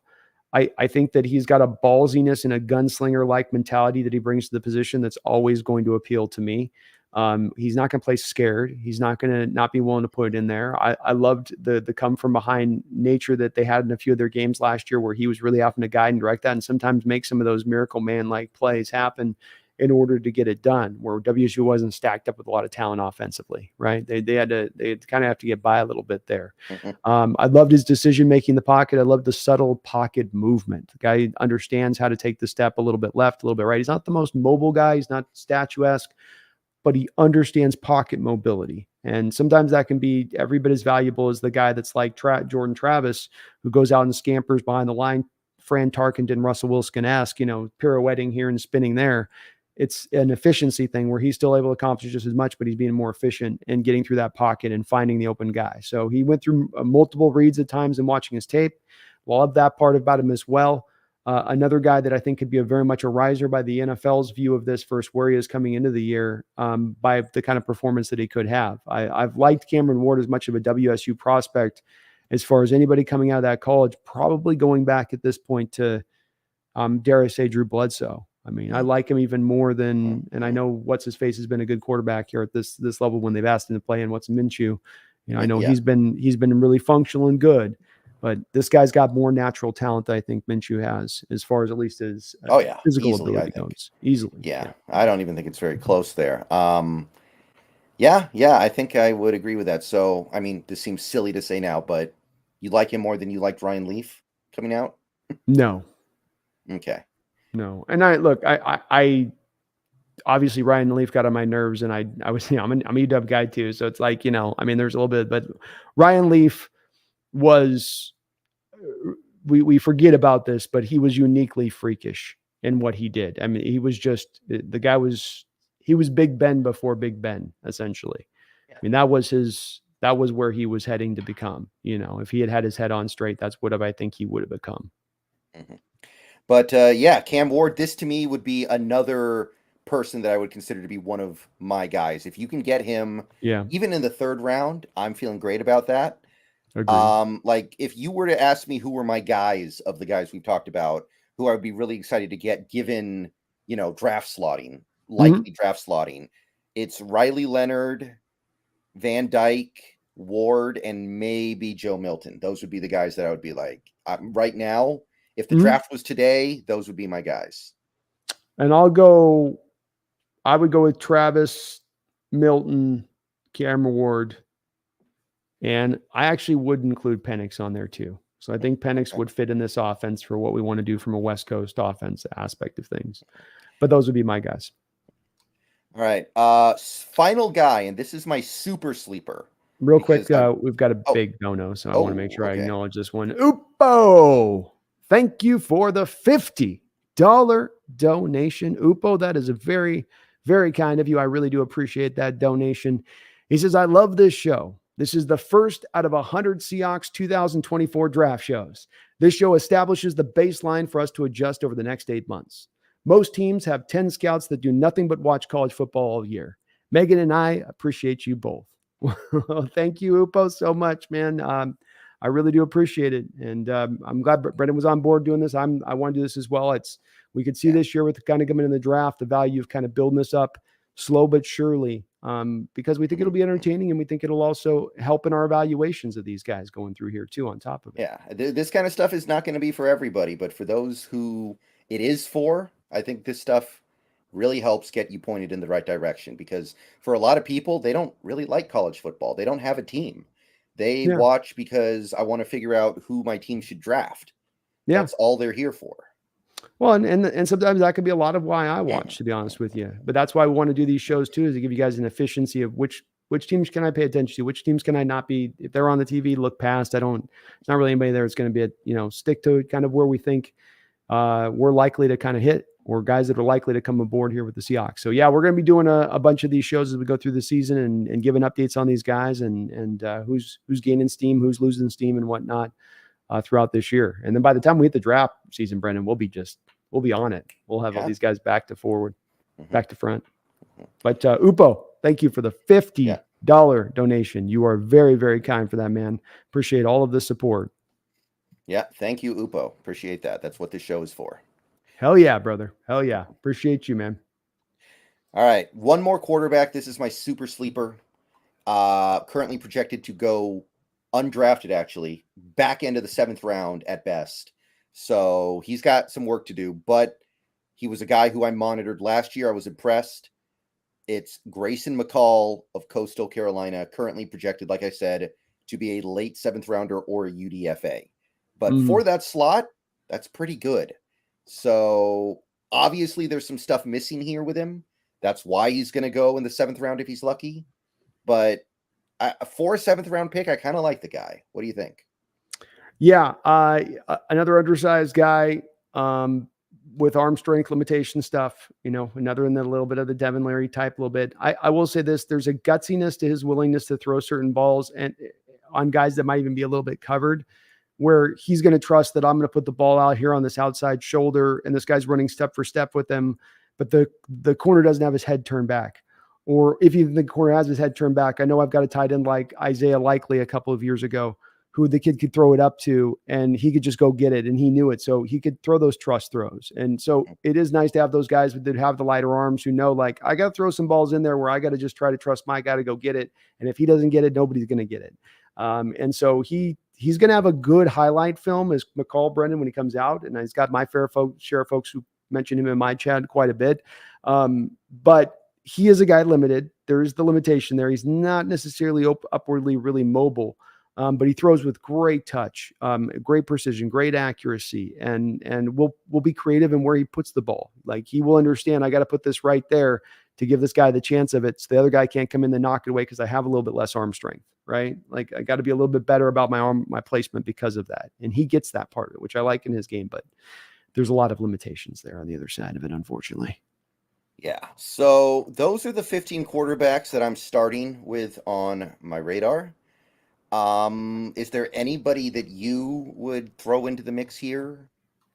That's pretty much all the guys I've got on my list as well. I think that's a good list that we covered in there. There's not really anybody else that I see coming forward. I mean, we mentioned the other couple of guys that, Daniels or Shadoo or Sanders who could come into it, but absent those guys, I don't have anybody else that I think is really going to come out there and make any noise this year.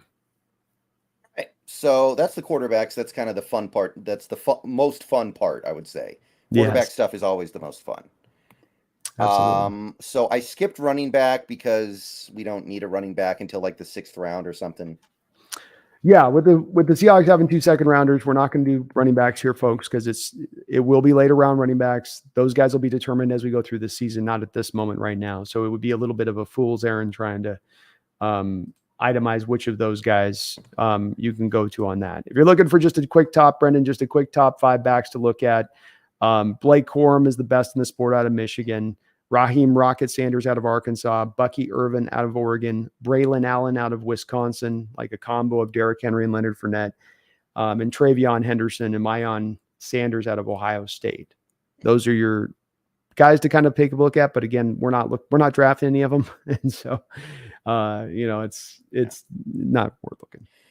I skipped receiver too. We don't need to think about receiver going all until like maybe the 6th round, until Lockett retires, basically, I think. Agreed. Yeah. It is a nice receiver draft, but no, not this time. Nope. I can't see us jumping in those waters at this point. We're 3 deep, and Lockett's likely to be coming back. Yeah. So tight end is a place we really need to think about paying attention to this offseason, because we may lose all 3 of our tight ends. You've got Disley is the one guy under contract, and he could be released, and you save like $7.5 million or something. Fant is a free agent. Parkinson's a free agent. You might be refreshing your entire room of tight ends. So I believe that it's pretty much a lock that we're going to draft at least 1 tight end, and probably have that happen within the first 100 to 120 picks. Yeah, I think it would make sense for them to do so. I'm not anticipating they're putting money into that. I think they're going to want to put money in other places. Now, the clear front runner here, the this year's version of Kyle Pitts, is Brock Bowers, currently projected to go in the top 10. Now, I think it's possible the Seahawks have a bad enough season to get a top 10 pick. But if they do, I don't think they would really go, a tight end is going to be the thing that solves our problems. So I can't imagine a scenario where we take Brock Bowers, personally. Yeah, and I think to include your point, we didn't talk about this at the top, but I think this is maybe one of the more important things to consider with this draft, folks. And that is the fact that this is going to be due, and this is not hyperbole. Brendan's free to correct me if he disagrees, but I'm almost sure that he's not. This is going to be probably one of the strongest drafts that we've seen in about 5 to 6 years. The reason for that being is that the NIL money kicked in last year in a major, major way, and it pushed a lot of prospects down the board in the respect of, hey, I'm going to go make $3 million in college next year. I don't want to draft. I don't need to jump in the draft and start earning my money right now. I'm already earning my money. I'm going to enjoy my college experience and go through this. And so I think that will lead you at times. You mentioned you're in the top 10, and Bowers, who is a top 10 tight end. This guy is the best tight end. I think he's a better tight end prospect than Pitts, because Pitts is a hybrid. He's somewhere between a receiver and a tight end. He's not really a tight end. But this is the best tight end prospect that we've had come out since. I mean, Brendan, who's Vernon Davis? I mean, well, Gronk definitely was. Gronk was a 3rd round pick, though. He was. Yeah, he wasn't looked at. He wasn't looked at. That's true. You're right. Let's think about tight ends that went really high. It's Vernon Davis. No, it's true. It's Mike Ditka, I think, was really high in the draft. It's Kyle Pitts, and I mean, how often do you see a tight end go in the top 10? You had the one guy from the Hurricanes who ended up going. Oh, Kellen Winslow, the naughty guy. Yeah, the soldier. Naughty Winslow. I'm a soldier. I'm a soldier. That's what I do. Yeah, it's not often that it goes down, and this guy's going to be that guy. To me, he is Gronk-like. There's a lot of parts of his game that really speak to what you got from Gronk, from what he does as a run blocker and being devastating in that aspect, to like, you just feels like he's going to reel in every single pass, and the defender could be hanging off of his neck and he's still going to find a way to reel it in, and then also be good after the catch, be a problem to try to bring down to the ground after he catches the football. But Bowers is the real deal. He deserves to be a top 10 pick, Brendan. I mean, he probably could have come out 2 years ago and been a first round pick.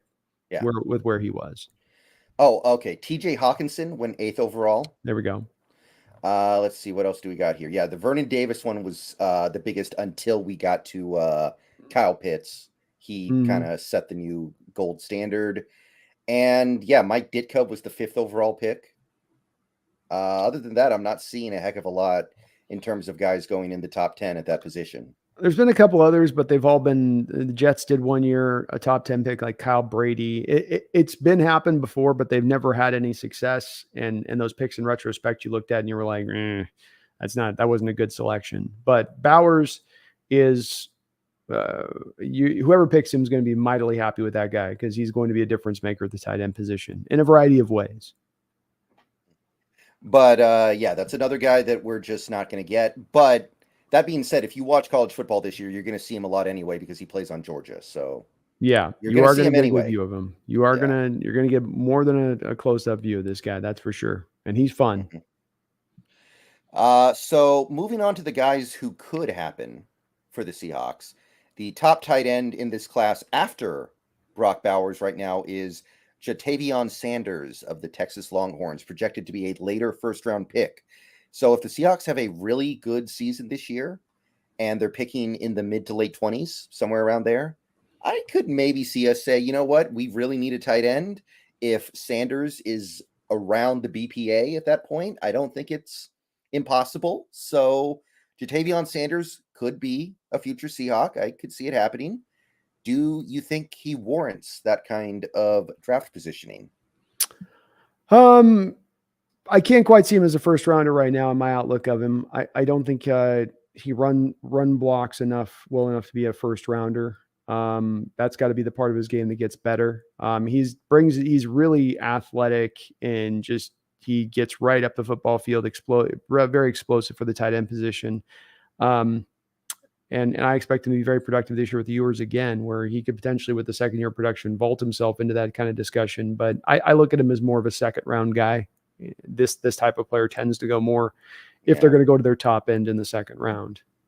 Yeah, seems a little possession receiver-ish to me. Doesn't seem like he's going to do a ton of stuff down the field. Yeah, he's not a yak guy. He's not fat. He's explosive, but not fast. He's really good as a pass catcher, and he's got a great catch radius and ability with his hands to be very sticky, and he can get to anything just about. But I do think that you got the limitations on your game. I can't, especially this draft, Brendan. There's not going to be any of those fringy, like we're talking about the fringy first rounders. You're not a first rounder. There'll be true blue first rounders this year that'll have earned their stripes to get that point. Right. But yeah, definitely a pass catching tight end, not much of a blocker, which that's going to be a little bit of a recurring theme with some of these guys, I think. Yeah, it's going to come up again here a little bit, just a bit. Yeah. Jaheim Bell of Florida State, playing with Jordan Travis down there. So going to get a chance to watch both of them, maybe develop a little bit of a connection. This guy currently projected as more of a third round pick. So definitely a pretty big drop off from these top two guys. But third round, still a valuable round, still a round you want to get a really good player out of. So Jaheim Bell, what do you think? He's a guy that should be probably just moved to receiver. There is a complete inability to block from this guy we mentioned the last guy had some troubles blocking Sanders, and this guy's just a no-show when it comes to blocking. Now, he's also different from Sanders and get the ball in his hands and just let him work. He's a guy, just throw up a little 3-yard route and he'll bust it off for 40 yards. Very fun with the ball in his hands. Very hard to bring down in the open field. Good hands on him as well. I liked him. He's an H-back guy, Brendan. So this is, I would say the same thing about the last guy that we just talked about. These are both H-backs, and that these aren't inline tight ends, for whatever that is, worth. He does have 2 years of solid production recently, does Bell. So if he adds a third year, that's going to be notable, and that this guy's shown it to you quite a bit at the college level. And with Travis there, I'd expect him to do so. But I have a hard time seeing the Seahawks targeting him because of the fact that he's such a bad run blocker. And even when you've had an H block like we've had with Fant here, Fant's pretty good blocker. He's got that Iowa background. All Iowa tight ends block. Yeah, serviceable. Serviceable. I think he was a better blocker than we thought he was going to be, though. I will admit that. But yeah, I agree with you on that. All right. Next guy is a Minnesota Golden Gopher, Brevin Span-Ford, another third-round projection at the a couple weeks ago it was a third-round projection. So, any thoughts on this guy yet? Actually, quite a bit, Brennan. I'll read my little scouting breakdown because this was one of the guys we were looking at last year as coming out in the draft, and so he caught my eye because we thought he was really going to come out. I think that he was a late guy to return back in, if I'm not mistaken. My player comp for him is Colby Parkinson, an H-back tight end who gives you a complete skill set for the position without being elite in any one given category. He doesn't quite look the 270 that he's listed on tape, Brendan. He looks more 245 to me. But it could just because he's so tall. The college football game is tough with that, Brendan, right? Because the camera gets so far back from the field. Have you ever noticed that, where it makes everybody look like they're 6 feet tall? He's got a good burst off the line, good releases. He provides his quarterback a huge catch radius.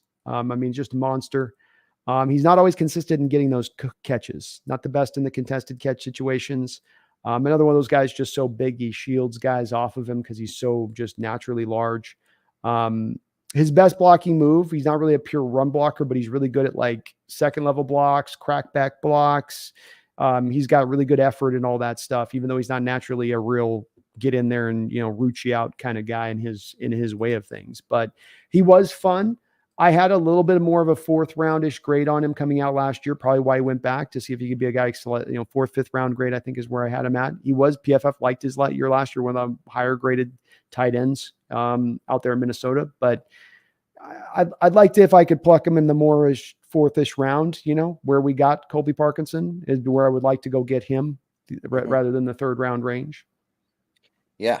All right. I think that all sounds pretty reasonable. I mean, we may be needing to replace Colby Parkinson this offseason. He is a free agent. So I'm all for that. There's actually another guy a little later on this list who kind of makes me think of Will Dissly, who we might be replacing. So you got to think about things along those lines sometimes. But indeed, this next guy, Oronde Gadsden II from Syracuse, the Syracuse Orange, third round projection as of right now. What do you think? 6'5", 223. Thin string bean, man. You know what I mean? You want back in the day, tight ends could be 265, 270. And you got him now rocking out at 220. He's a little bit like the guy we talked about, Bell, in the respect of this is really a receiver. I mean, Bell just weighs extra weight. That's why he's listed as tight end. He's 15 pounds too heavy to be a receiver. It's pretty much why he's listed at that and worked out there. This guy, 220, he's even less weight than Bell. He's just a really long guy. And he doesn't have any kind of explosiveness to his game. He's just big and long. He catches the ball well, good hands, sticky hands, but there's no burst and there's no speed to him, which if you're going to be lightweight, Brendan, you're going to be underweight, then I need you to be able to have some of the burst and speed then to go on that weight you've lost. It means that if I put weight on you, you're now going to go from being slow to really slow. Stuck in the mud slow. And so I have a hard time on this guy looking at anything more than just a kind of a later round guy. Last third round guy I have here, Bryson Nesbitt of UNC. So he's going to be playing with a very good quarterback this year. So that should help. But do you think it's enough to make you actually believe that he's worthy of that top 100 selection? I like Bryson. Bryson's actually intriguing to me. He is a middle of the field just destroyer. So seam routes or between the two seams, if you go and watch a lot of his catches last year, everything is happening right in that area of things. And depth, he's getting up the field 15, 20, 25 yards on these routes where he's doing it. So it's not just like Brevin Span runs a lot of those little silly tight end out routes that are in the flat. That's like an easy 4 or 5 yard stat pat kind of completions. And this guy's going up the field and doing actual damage where he's got to make a tough catch. He's got to, out away from his body, guy close, not a lot of separation, and he's able to do it. I like with him, unlike some of these other guys as well, is that he's a willing blocker.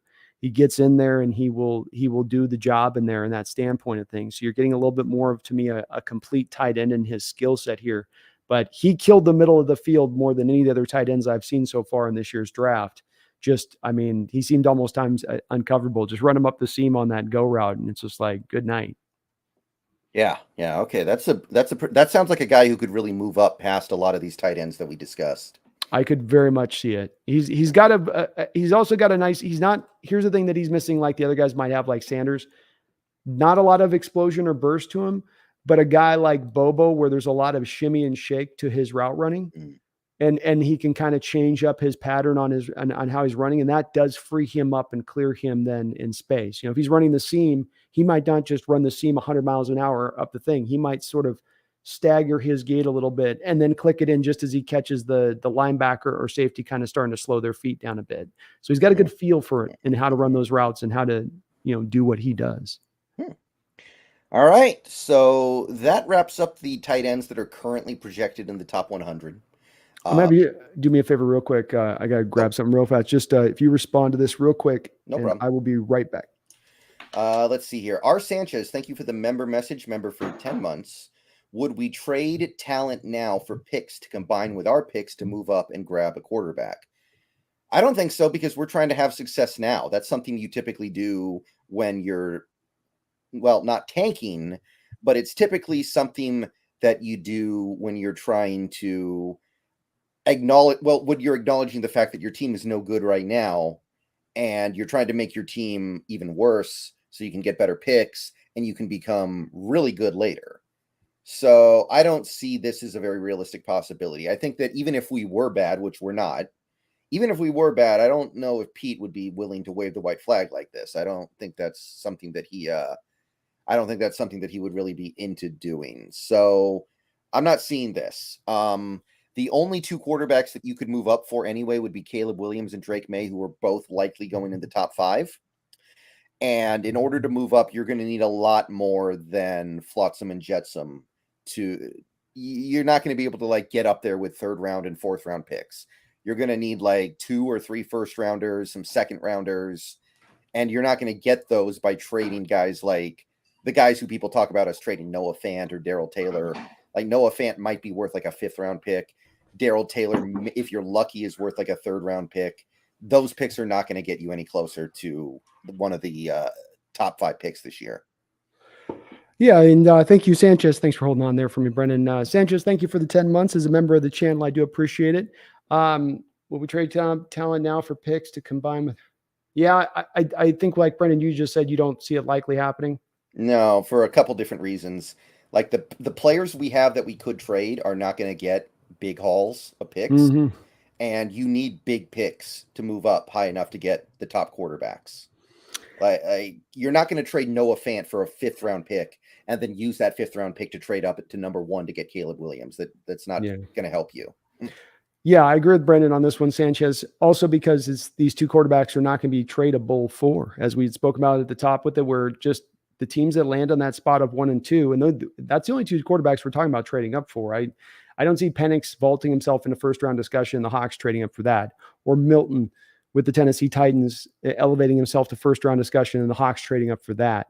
The only 2 guys that you would really do that for would be these 2 guys. And there's a drop off from them. And I just do not see the teams. There's already so many teams, it feels like, that are already in kind of sub-tank mode. We got 2 in our division that are specifically going to be looking for quarterbacks. You agree, the Rams, the Cardinals are sitting with a number 1 pick, they're sitting 1-2. It's going Williams May 1-2 in the draft with the 2 quarterbacks going to Cardinals and the Rams at that point. You would think so. I mean, that seems very realistic. Maybe Marvin Harrison Jr. sneaks in there, but that's true. Yeah. I mean, let's say the Colts get the number 1 pick. Would they trade down a spot and then take Marvin Harrison Jr. probably? Probably, yeah.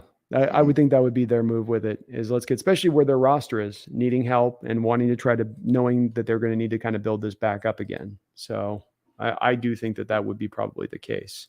Right. So I don't see this happening. No, that's something we would do if we thought we weren't going to have a good season and we're just like trying to make ourselves worse. There's no way we think that.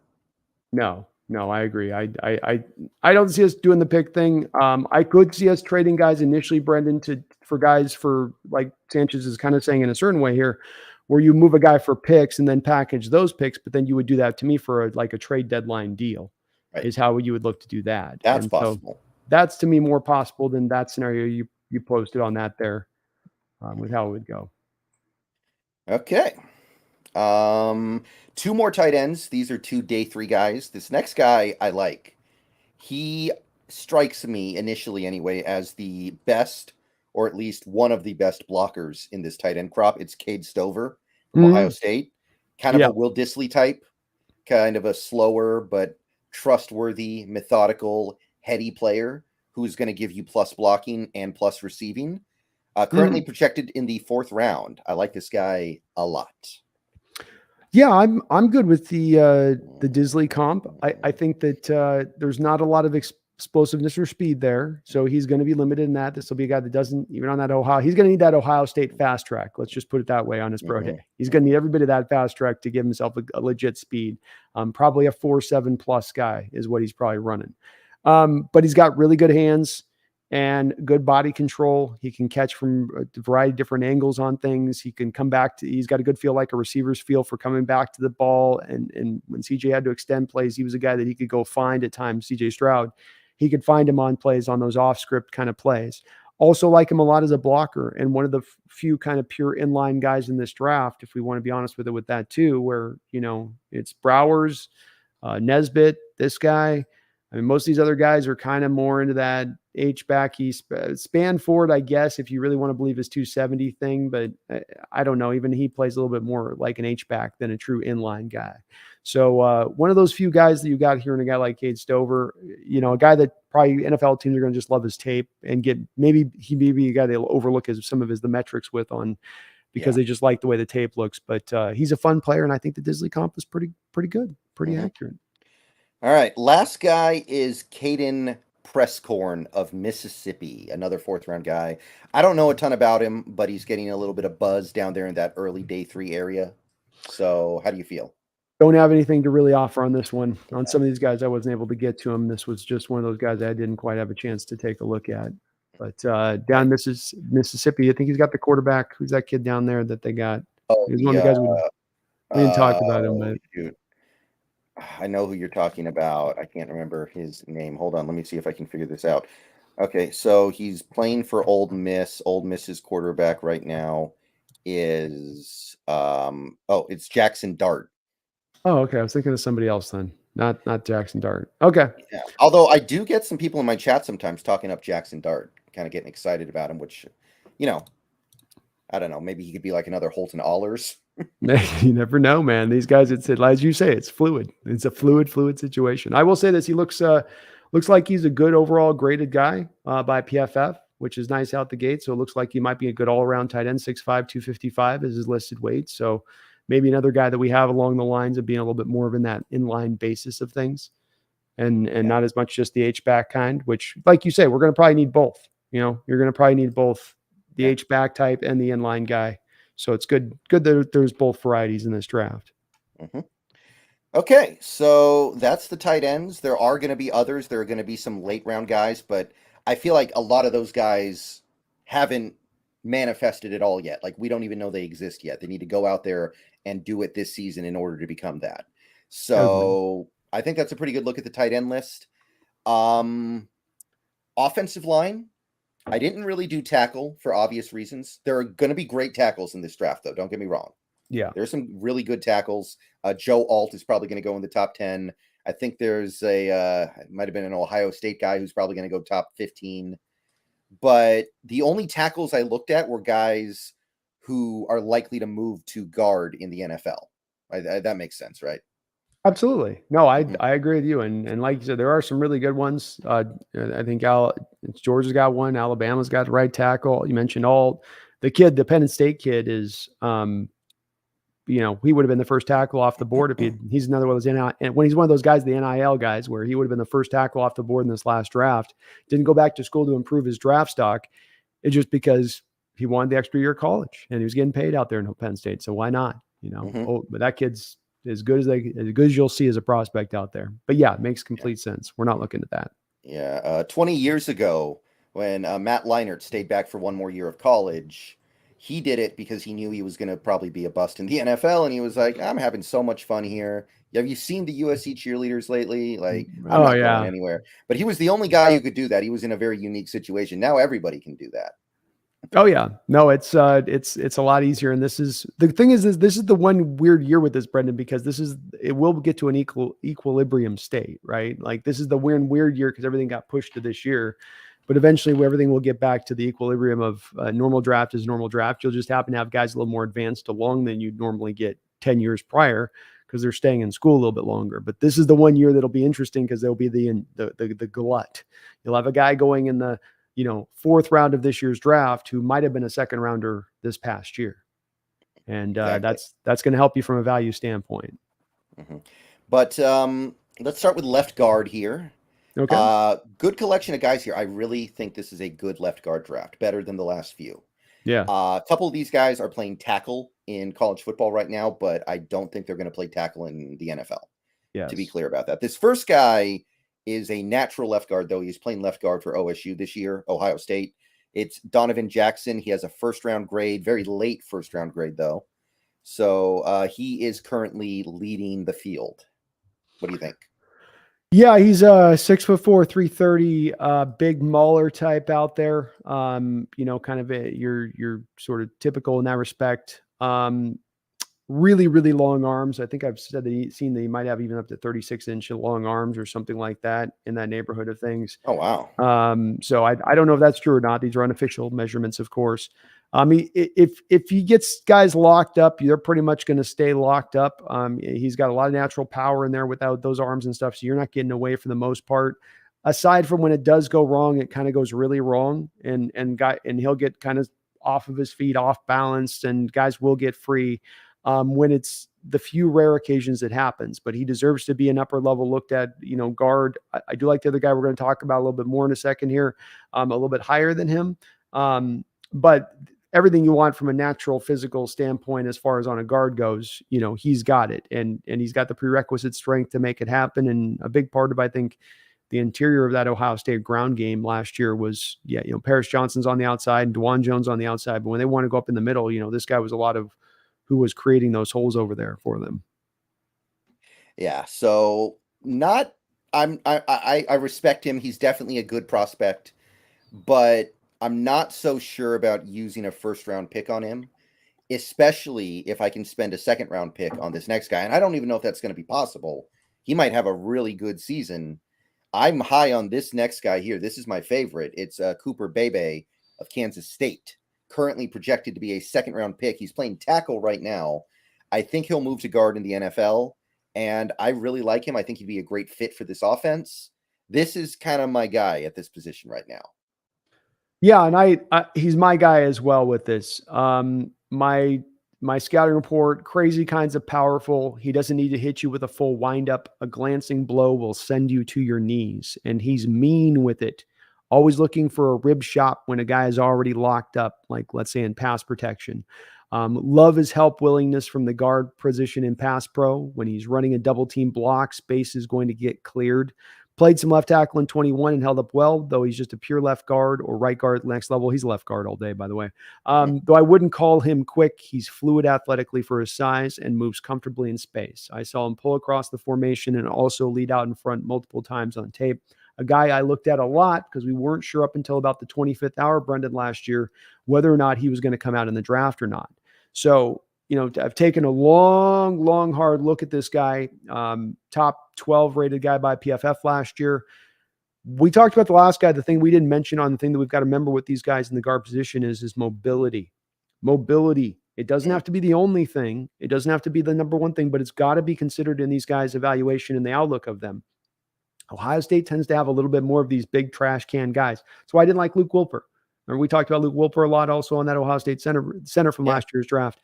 Not mobile. Just they're guys that can handle guys one-on-one, but these are guys that you want to put into a scheme that's more of a one-on-one, mano-a-mano scheme, drive your guy off the ball, get the job done. We're going to run a lot more of the combo blocks, duos. We're going to get to the second level. We want to pull back across the formation. We want to utilize mobility in our offensive linemen.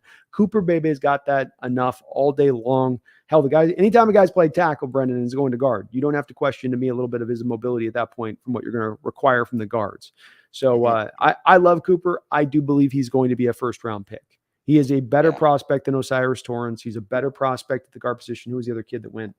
The guy who everyone was pretending was dating Margot Robbie.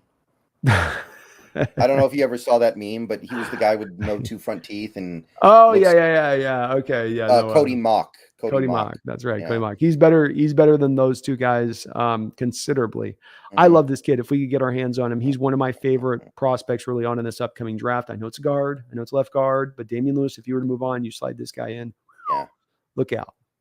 Yeah. And I mean, we got to go big here, I think, because if we're going to move off Damian Lewis after this year, you gotta go big because Damian Lewis is good. I know he's not perfect for what we're doing. I know he's not elite, but he's good. So if you're going to replace him, I want to try to aim a little higher here. And I think Cooper Bebe would be aiming higher. I really like him. Yeah, I agree. I think you would be smart to do so. Taking guards in the first round is always something that's going to make fans bristle a little bit. But when we took a guard in the first round 23 years ago, we found a Hall of Famer. So it shouldn't be something that precludes somebody from doing it just because you haven't necessarily, you don't think it's valued a position. And if you put a guy that could be a Pro Bowler next to Cross and start putting that left side together, say nothing of getting the center position aligned out, I would love it. And that's why I like this pick. It's a fit, what we do schematically and what we want to require from our linemen. He's very complete. Probably even provide you some flexibility, Brendan, within a pinch. If you did have an injury to Cross or Lucas, that you could pop him out to tackle if given the need from time to time. Just if that happened, just a lot to love about this kid. And he's my favorite guard in this draft by far. Got a couple more second round guys right now. We got Graham Barton of Duke. So he's working with Riley Leonard over there. Any thoughts on him? Yeah, a guy that I think you were rightfully so to look at him as a guy that changes from tackle to guard because he's got that squatty body look to him, doesn't he? He just doesn't look. It's a little bit like Skoronski last year, where it's just the guy's playing tackle, but he looks like a guard. That's just it's very straightforward. And much like we're talking about with Bebe, like with him, that he's going to offer you the mobility and that they asked him to do a lot of pulling and moving around in space at times. Also like the fact that he's got that squatty body, he does a lot of natural winning with his leverage. You know, he's just going to win naturally because he's a little bit lower to the ground than the other guy with him. And he's got some power to him in his, when he uncorks, he's really going to get a good, nice rip in there on that leverage win on top of it. So I like the mobility with some of the power that he brings. And I do agree that though he's going to be playing probably left tackle again this year, his best position is going to be as a guard at the next level. Yeah. And also one thing to remember is that if Damian Lewis leaves next year, we don't really have any left guards. We have Greg Island, whose contract is also up. Anthony Bradford to me is a right guard.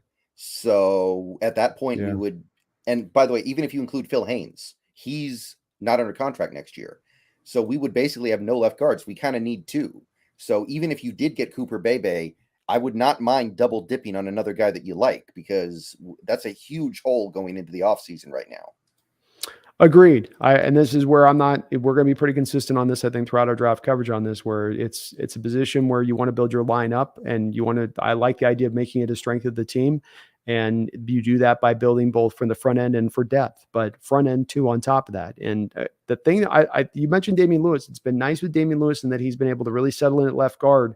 We had a lot of worries about that with him, Brendan. The part though that does still stand out with him, and I think does remain here, which is, he is not a guy that's a natural fit for him with our offense and what we do. He is a mano-a-mano guy. He is more of a guy who would fit like in the Brown system better than necessarily ours. So finding a guy too that better fit would be great. Oh yeah, absolutely. Let's see here. Next guy, another second round grade right now would be Christian Mahogany of Boston College. Quite a name. Rich Mahogany. And I'm friends with Dan Deirdroff.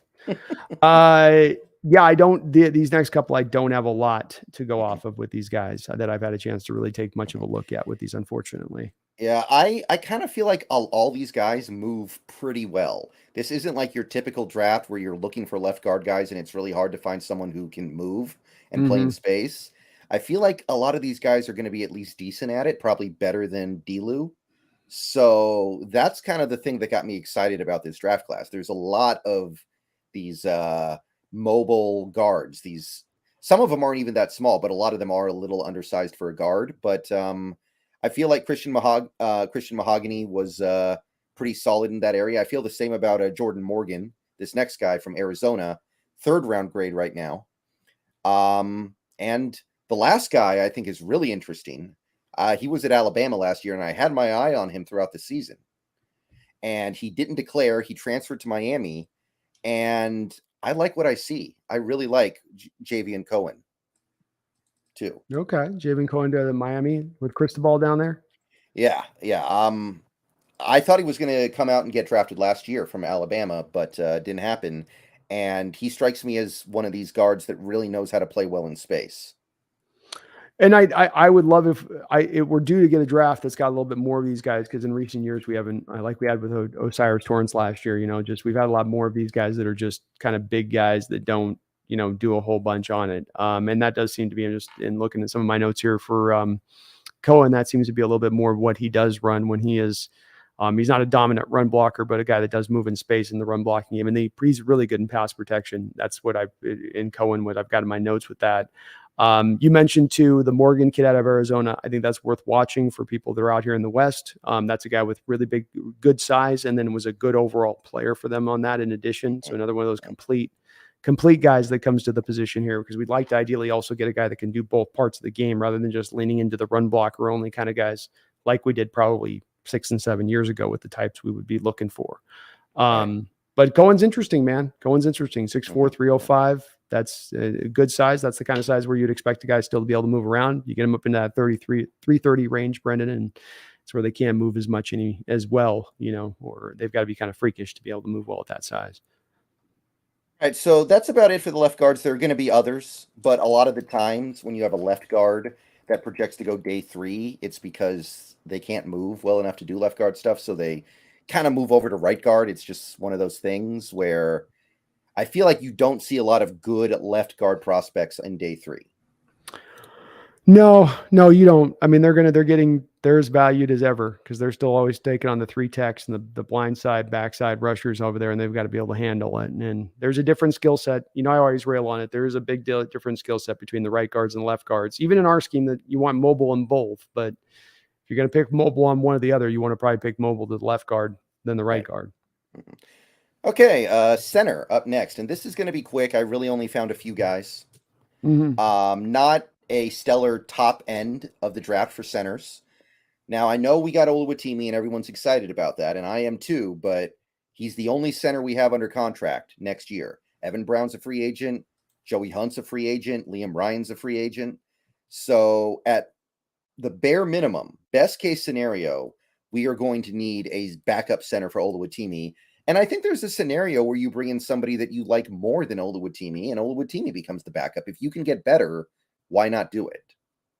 The 5th round pick you put into your point on this, into Oluwatimi. And so you've not put some spot on a situation where I think it's a steal, and I think he's going to turn into be a very good player. But if he should happen to not show you that this year, I agree. There's nothing that doesn't preclude you from then going back and looking at centers again down the line, especially if it's going to be a really talented guy. I mean, the thing with Oluwatimi is he didn't necessarily test well. If you have a guy that puts up all the stuff that Oluwatimi did on his tape and he tests well on top of it. So I agree. I don't think that it'd be great if Oluwatimi could take the reins there, but it's not necessarily assured. So in terms of really nice centers in this class, there are 3 guys. First guy, this is a guy who I was really disappointed when he went back for college last year, because I loved him last year. He was my favorite center. And when he went back, there was like this gaping hole in my heart where no other center could quite fill it. Cedric Van Pran of the Georgia Bulldogs, currently projected to be a 2nd round selection. Yeah, I shared your consternation on this one as well. He has played a variety of positions on this Georgia line, so you get some flexibility with him, though he is a pure center to me. A very powerful center, which normally these guys, they're kind of more combo blocky, and it's more about them being help linemen than it is about them going and just taking a guy and driving him off the line. But he can, as a center, drive guys and devastate them off the line of scrimmage at the point of attack. When moving in space, his feet are far less sure underneath him. He's a big, gigantic man. He doesn't always move completely under control when he is being moved. He's got good mobility. It's just the control thing, Brendan. It's a little bit like the Bradford thing at times, where if, the athletic ability is there, they just got to get it more under control in their footing and less of falling over, so to speak. I think run blocking is his bigger strength, at least last year, than his in pass protection. And I just like the way he can really drive guys off the ball. That's going to translate, no doubt about it. Twitchy guys inside will give him problems in pass protection mainly. So this becomes a foot speed kind of thing a little bit with him, and just athletic foot speed. He can move fast, he can move quick, but it's the athleticism I'm looking for with him to kind of improve this year just a little bit. But it doesn't matter if it's a zero tech nose tackle, Brendan, that's 350, or a 320, 3 tech. If you put him one-on-one on guys, he will consistently beat them, which is a rarity for a center. And you'll be able to, if you bring him to your offense, you can trust in him to do that in a way that you can't with a lot of centers. Guy will be a fringe, I think, first-round pick potentially. I'm a big fan. And as much as I do like Oluwatimi, if we ended up with Van Pran in this upcoming draft, I would be very happy about that. Yeah, I think that he's just it's much like the Bebe thing for me. Bebe and Van Pram for their positions are kind of very similar in my outlook of them, which I'm ecstatic if I get either of those guys. And if I've got to take them late first round to get them, they're really good football players. And I have faith that that's going to be for our benefit if that works that way. Next center is another guy projected to be in the second round. He's good. I don't like the fit quite as much, admittedly, but this was a guy who I had my eye on last year, and he also did not declare. It's Zach Frazier from the West Virginia Mountaineers. So I don't know. Maybe he was a little kid in the crowd when Geno Smith was playing there. Yeah. I don't know. Possibly. I always wanted to play with you, Geno. Me and you. What do you think of Zach Frazier? Not a ton of data on him. Just a little quick, peek through on him. 6'3", 310. Good overall player, never wowing in any one respective things. He's not necessarily one-on-one in guys like a Van Pram is out there. A lot more of the combo blocks from what I saw with him at West Virginia. But nothing that stood out. Very solid all the way down the line without anything, one skill set really, excelling over another. He kind of gets the job done a little bit to me at times. Like he's a little bit like Ricky Stromberg last year out of Arkansas, where I think he's a little more talented than Ricky. I'll give you that. Like Ricky went a little later, but just kind of gets the job done. And it's not always pretty, or it's not always jumping out to you in the way of him doing this because he's just athletically brilliant, or he's dominating this guy with his power and his strength. Just kind of gets the job done, but a fun guy to watch. Mm-hmm. And the day 3 guy that I have, because I couldn't find a lot of centers in this class. Some are going to make themselves apparent in the coming months. But for right now, the only other guy who caught my attention was Bryce Foster of Texas A&M, currently projected to go in the 4th. And I didn't have a lot with him, so don't have much information on him on that one. He's, I think, another guy who needs to prove it this year, I think. And there is a hole in the center class for somebody to move up to that day 2, round 2, round 3 area, because last year we had JMS, you had Tippmann, and I think there were 1 or 2 other centers that crept up into that day 2 area. So we probably need at least one more. So I think this guy can do it. I'm not in love with him, but he did stand out to me more than anybody else.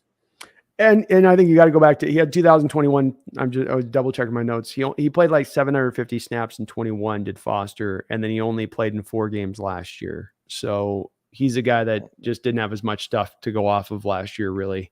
Right. But the previous year, he allowed unimpressive, 17 quarterback hurries, 1 quarterback hit, and 3 sacks while playing at center. So more of a run blocker, it would seem, than a pass protector. Mm-hmm. All right.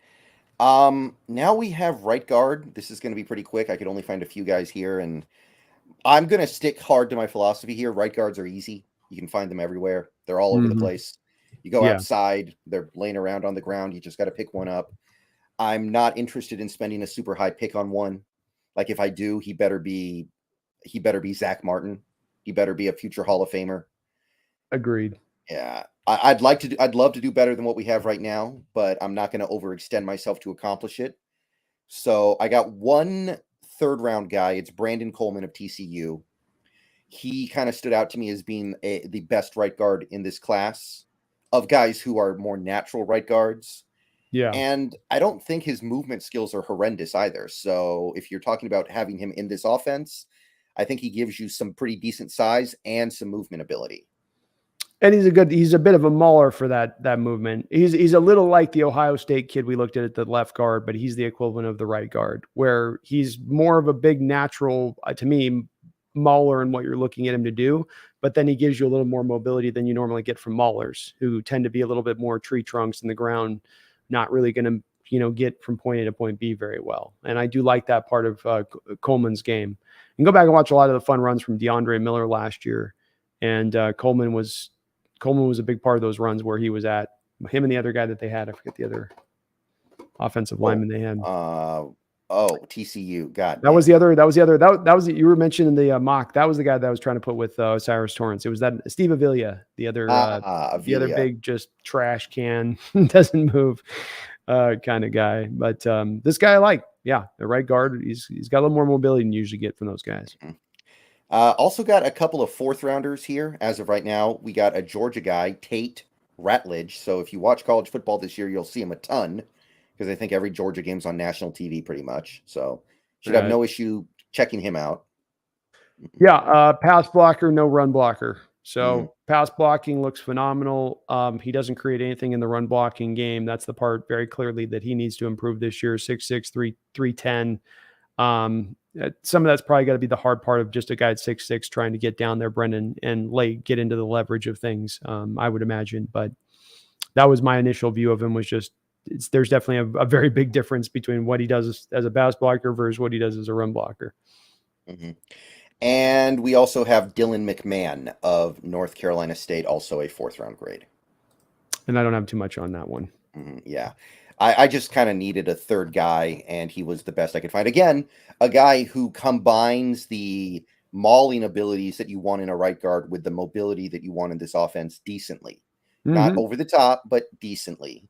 So I kind of like the fits here. That's why I really like this interior offensive line class. Lots of guys who I think fit this offense. Agreed. I think it's there's some guys that it's right line, and not that you're going to have to necessarily always have to put high end picks on. These guys might go into spots where you feel really good about the value of the selection of where you're getting them. Okay, so that is basically the offense. You want to flip things over to the defensive side of the ball now? Let's do it. Okay, so the defense is, I'd say the offense looks a little better than the defense this year for the draft, but there's some nice stuff on this defense as well. There is. Certain positional groups are okay. Others are a little bit weaker. Yeah. So let's start with nose tackle. Let's just start at the front and move our way back. Okay. I found 4 guys who seem to me to be genuine nose tackles, like big, space-eating trash cans full of dirt down in the middle to take up blockers.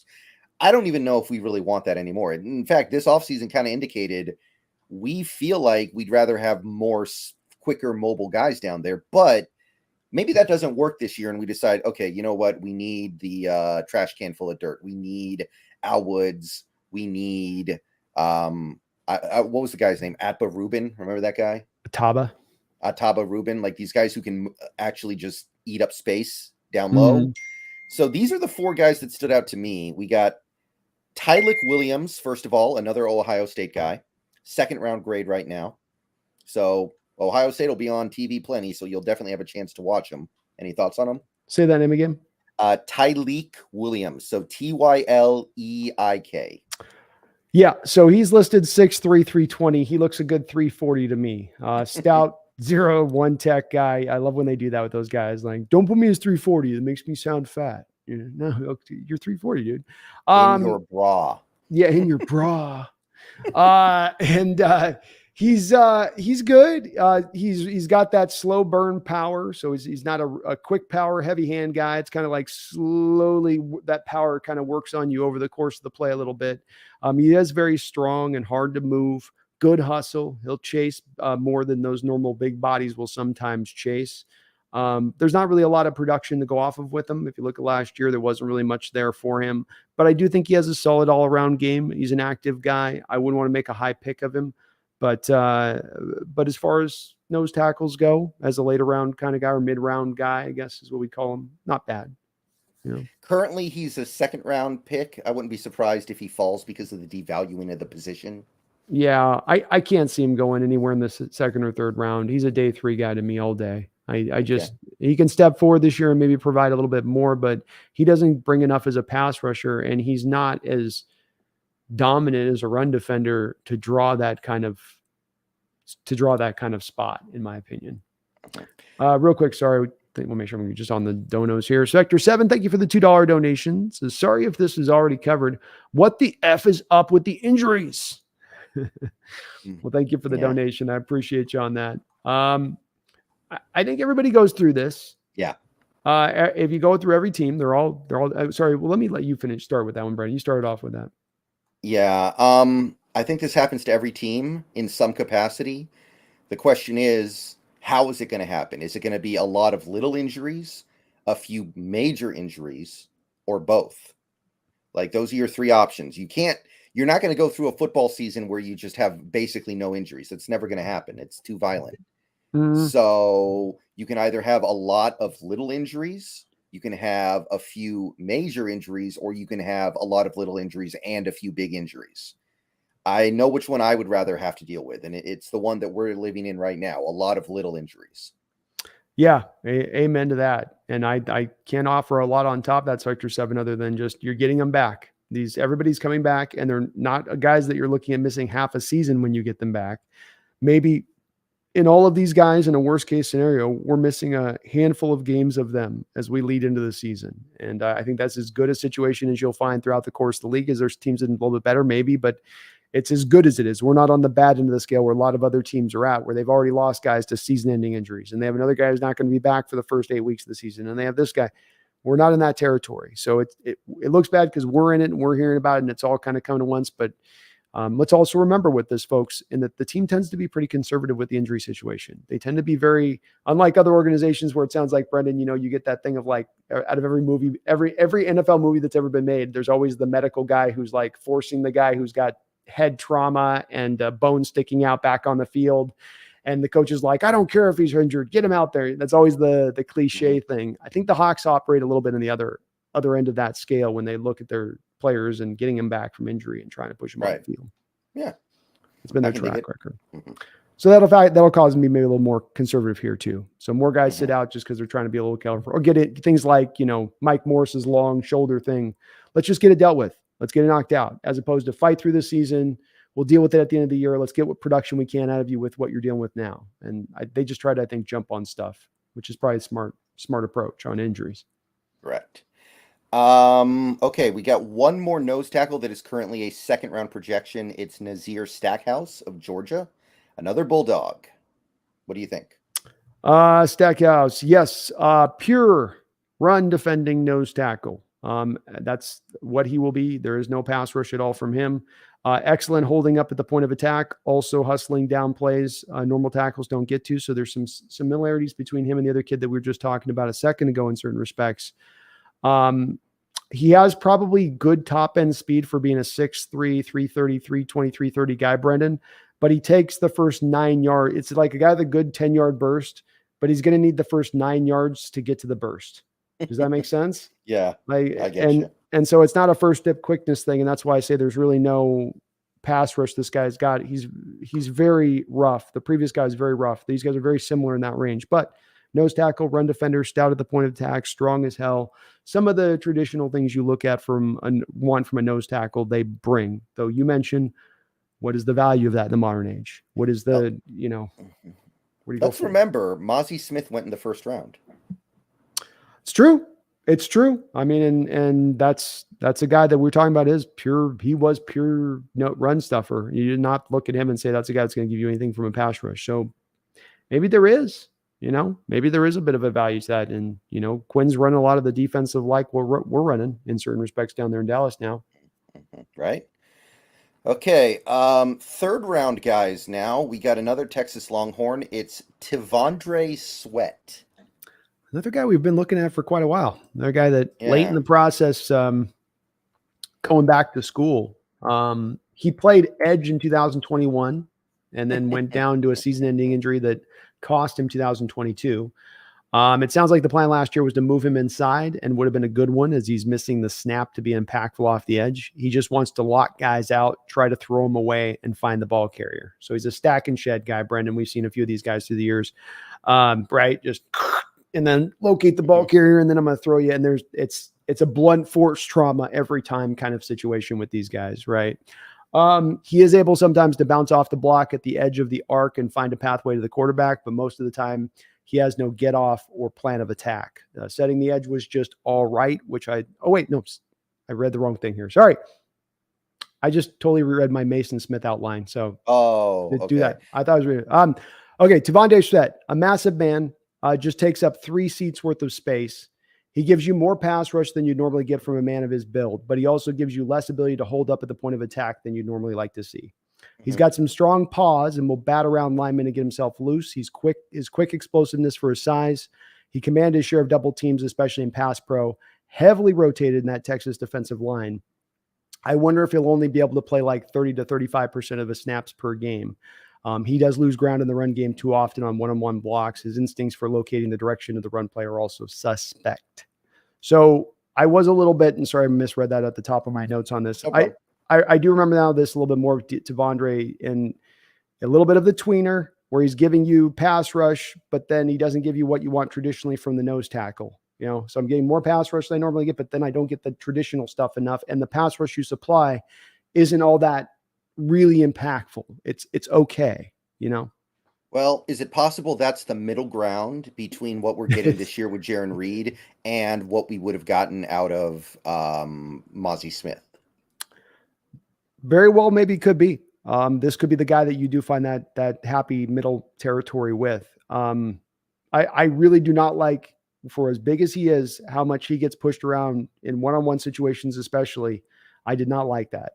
For a guy that's got to be a nose tackle. It's one thing if you can't hold up against the double teams. Not everybody can do that. That's hard to do on a total. I get that, right? Two grown men pushing is tough, but getting single blocked as much as he did was. You should then punish them when they do that to you. Okay. So he's got something to prove this year for the Longhorns, I guess. Absolutely, he does. And he probably got lost a little bit. We had that one kid that was taking Coburn, and then you had the other kid taken the 7th round. Ojomo taken. So he's probably lost in the shuffle there a little bit last year, but he's smart of him to go back because he would have been back in there right with Ojomo, I think, picked around the 5th round, 6th round or so with where he was coming out last year. All right. Last nose tackle I found was a Cincinnati Bearcat, Dante Corleone. Yeah. Which is another really cool name.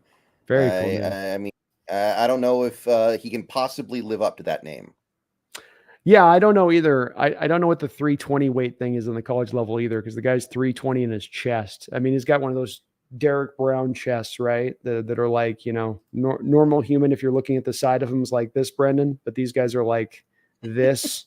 And it's just, I mean, he's just top built like nothing else. He is another heavily rotated out guy.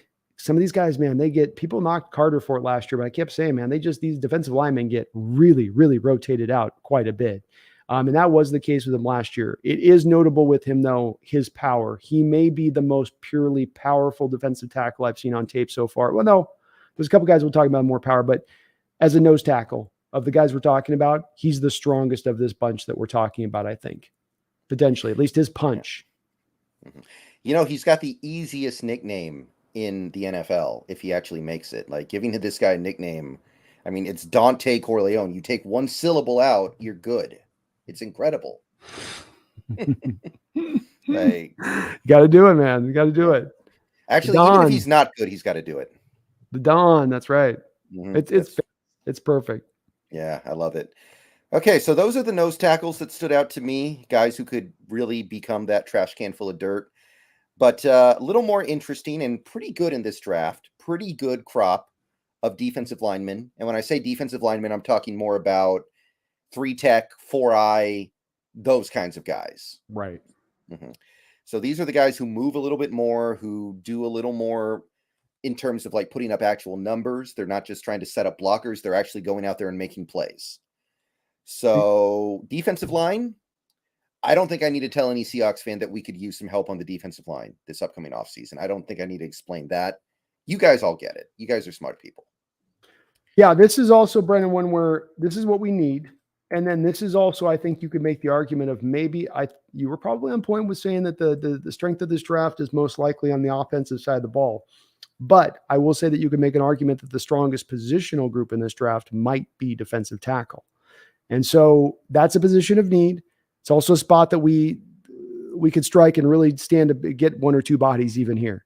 And there'd be some interesting guys on this path to that point, I think, to take a look at here. But for my early money here, I think it's this or maybe linebacker that are the two positional groups I look at and go, wow, these are very strong. All right, so there is a clear head of class at the moment, the one guy who I think will probably be a top 15 pick. And unlike Brock Bowers, if the Seahawks have a not so good season and end up picking in the top 15 naturally, I could see them saying, hey, a defensive lineman is what the doctor ordered to fix this. So if it happens, don't be surprised if your next Seattle Seahawk via the draft is LSU Mason Smith, currently projected top 15. Yeah, and this is going to be a hard guy to figure out. That was a guy I started reading on before I got to Tavon Sweat, where he played edge in 21, sat out 22, or the injury, had a season injury, I think like before the first game or right at the first game. So you have no tape to go off of him inside. And so we got nothing to really go off of with him, other than when he was playing on the outside on the edge, which is 2 years ago now, Brendan. He was just a puppy back then. I don't know what to, really pull away from him on that. Obviously, he was really strong and powerful for a guy that's a defensive tackle playing on the edge at LSU to begin things out. And he's got really good size and he moves pretty well. Obviously, to be moved out as an edge in the SEC at that size, you got to move pretty well at that point for them to have the confidence to do that with you. I think that we'll have to just kind of put a big question mark on this one, though, because we haven't seen any real snaps of him inside quite yet. Yeah, this is definitely the definition of a guy who's got to prove it this year. But I like the theory. I like the idea. I could definitely see this one working out. And I do think he'll probably be a top half of the first round guy. Yeah, I mean, he's got certainly the size to do it. It's just hard on some of these guys. We had a few of these come out in the draft last year, Brendan, with the Bowling Green kid and, Keon White and Carl Brooks, big guys that are obviously probably defensive linemen really through and through. And you have college programs playing them on the edge. And so it becomes a little bit harder. And if you don't have the tape of them playing inside to see, well, can they win the leverage war? Can they get low with their pad level? Do they lose any power going inside? Does their quickness and athleticism then translate inside as you think it would for a guy moving from edge to inside? And he will be one of the guys to pay really close attention to from that, because if he flashes, it's like, okay, yeah, he could certainly vault himself up into that place. Okay. Next guy, this guy's more of a later part of the first round guy at the moment. It's another Ohio State player, Michael Hall Jr. Yeah, I don't know if I'm getting slow on the Ohio State guys. I don't know if I'm just lukewarm on all of them for some reason. I don't know why, but none really have stood out so far. The only guys I like right now in Ohio State coming up this year is I like the Sanders kid, the running back, who obviously we're probably not taking, and then Marvin Harrison Jr. and Ibuka is obviously really good too. But receivers, they do a good job on. Corners can sometimes be okay, but boy, I just he's a pure 3 tech. He's going to attack and hunt. Strong swim move, really good capability of getting skinny through the gaps when they are created there to get some penetration. He does have above average first step quickness, not elite, but above average first step quickness for inside, above average change of direction, high revved motor, and plus awareness. So there are some parts he does really put together. And I could like him as a value guy, but if I'm going first round, that's where I struggle. I got more of a slid second round grade value wise with him more than a first round grade. Is part of that because you view him as a pure 3 tech and not a 4i, which we will probably want? I think he would do that stuff fine. That's because he's going to shoot. I think not really that. No, I think he'll hold up with the stuff. He's going to hold up well in that. If you had to have him, hold his ground as a guy to not just attack in upfield at times, like we're going to ask a guy to do in 3-4, just can't, and I even on my notes, I'm pretty positive with him on the notes, but just walked away from the tape not quite as blown away or as hot to trot as some of the other defensive tackles in this draft. I mean, honestly, right now, I like Chris Jenkins more than I like Hall. Wow, that's pretty significant. Yeah. Okay, so next up we have a former teammate of Devin Witherspoon, and really the only high-profile guy in that hyper-elite Illinois defense from last season in that front seven. It was Jer'Zhan Newton. Also a first-round grade as of right now, and I got to tell you, there's a lot of buzz around this guy from Seahawks fans that I've seen. Yeah. I think it's because his body reminds me of Sam Adams. And probably does a lot of other players too. You know, he's got that Sam Adams, like they just, you know, they're naturally 340. They carry it around like it's nothing. A sweet long arm bull rush move that he just constantly can go to on his tape over and over again, both in the run game and as a pass rusher. That gets him film. Unlike Sam, he's not first step quickness. And I mean, Sam was 350, but first step quickness of a guy that was 290, 295. It was insane. And he doesn't have that, but he does have that same thing that Sam did, which was the strength and the conversion of quickness to power and good long arms. Part of why he's so good with that long arm bull rush, Brendan. But a guy that is legit, I think, to be a first round prospect, completely underrefined as a lot of these other defensive tackles are in this spot. But from a talent build, power, explosiveness standpoint, certainly does look the part of a first round pick. With him being that big, do you think he might end up being a one tech or even a zero tech? Possible, but the Illinois defense was so attack based. It wasn't a lot of sit down and hold the ground kind of stuff. You know, it was a lot more of we're coming after you. You know, man, we're going to play man stuff on the outside. We're going to, you know, bring down these bodies. We're going to have our defensive linemen get up the football field. So he's not doing a lot of settling down, holding the point. And that would make me wonder. He's got the size and the strength and length, power, all that's there to do it. Sure, for sure. But just hasn't maybe something monitored this year, but just didn't feel like it was being asked to do that as much. They wanted him getting upfield in attack mode. Okay. All right. One more first round guy here. It's another Miami Hurricane. They've actually got a handful of nice prospects, which seems different from previous years. Seems like they've been a little struggle busing in that area lately. Yeah. It's Leonard Taylor. Leonard Taylor. Actually, I don't think I had a chance to take a look at that guy. So sorry. I think that was. But he's definitely very intriguing as well from the little bit that I've seen. I like him. I like him quite a bit. I think that he would fit both styles of defenses, both the 4-eye or the 3-tech. And I think that if Leonard Taylor is our first, I think that's kind of, it's too early to really commit to anything right now, but that's one of the first round picks we could make if we have a good season that just kind of lines up. The value seems like it's just about right. The position seems like it's just about right. So Leonard Taylor is definitely somebody who's going to get a lot of steam behind him as we go along. Yeah, I think I actually did watch a little bit. I just didn't put my notes in on him as much here. Good all-around player, right? And a very good pass rusher potentially. So, you know, he provides as good a pass rusher, I think, of any of these guys in this class with what he put on tape there.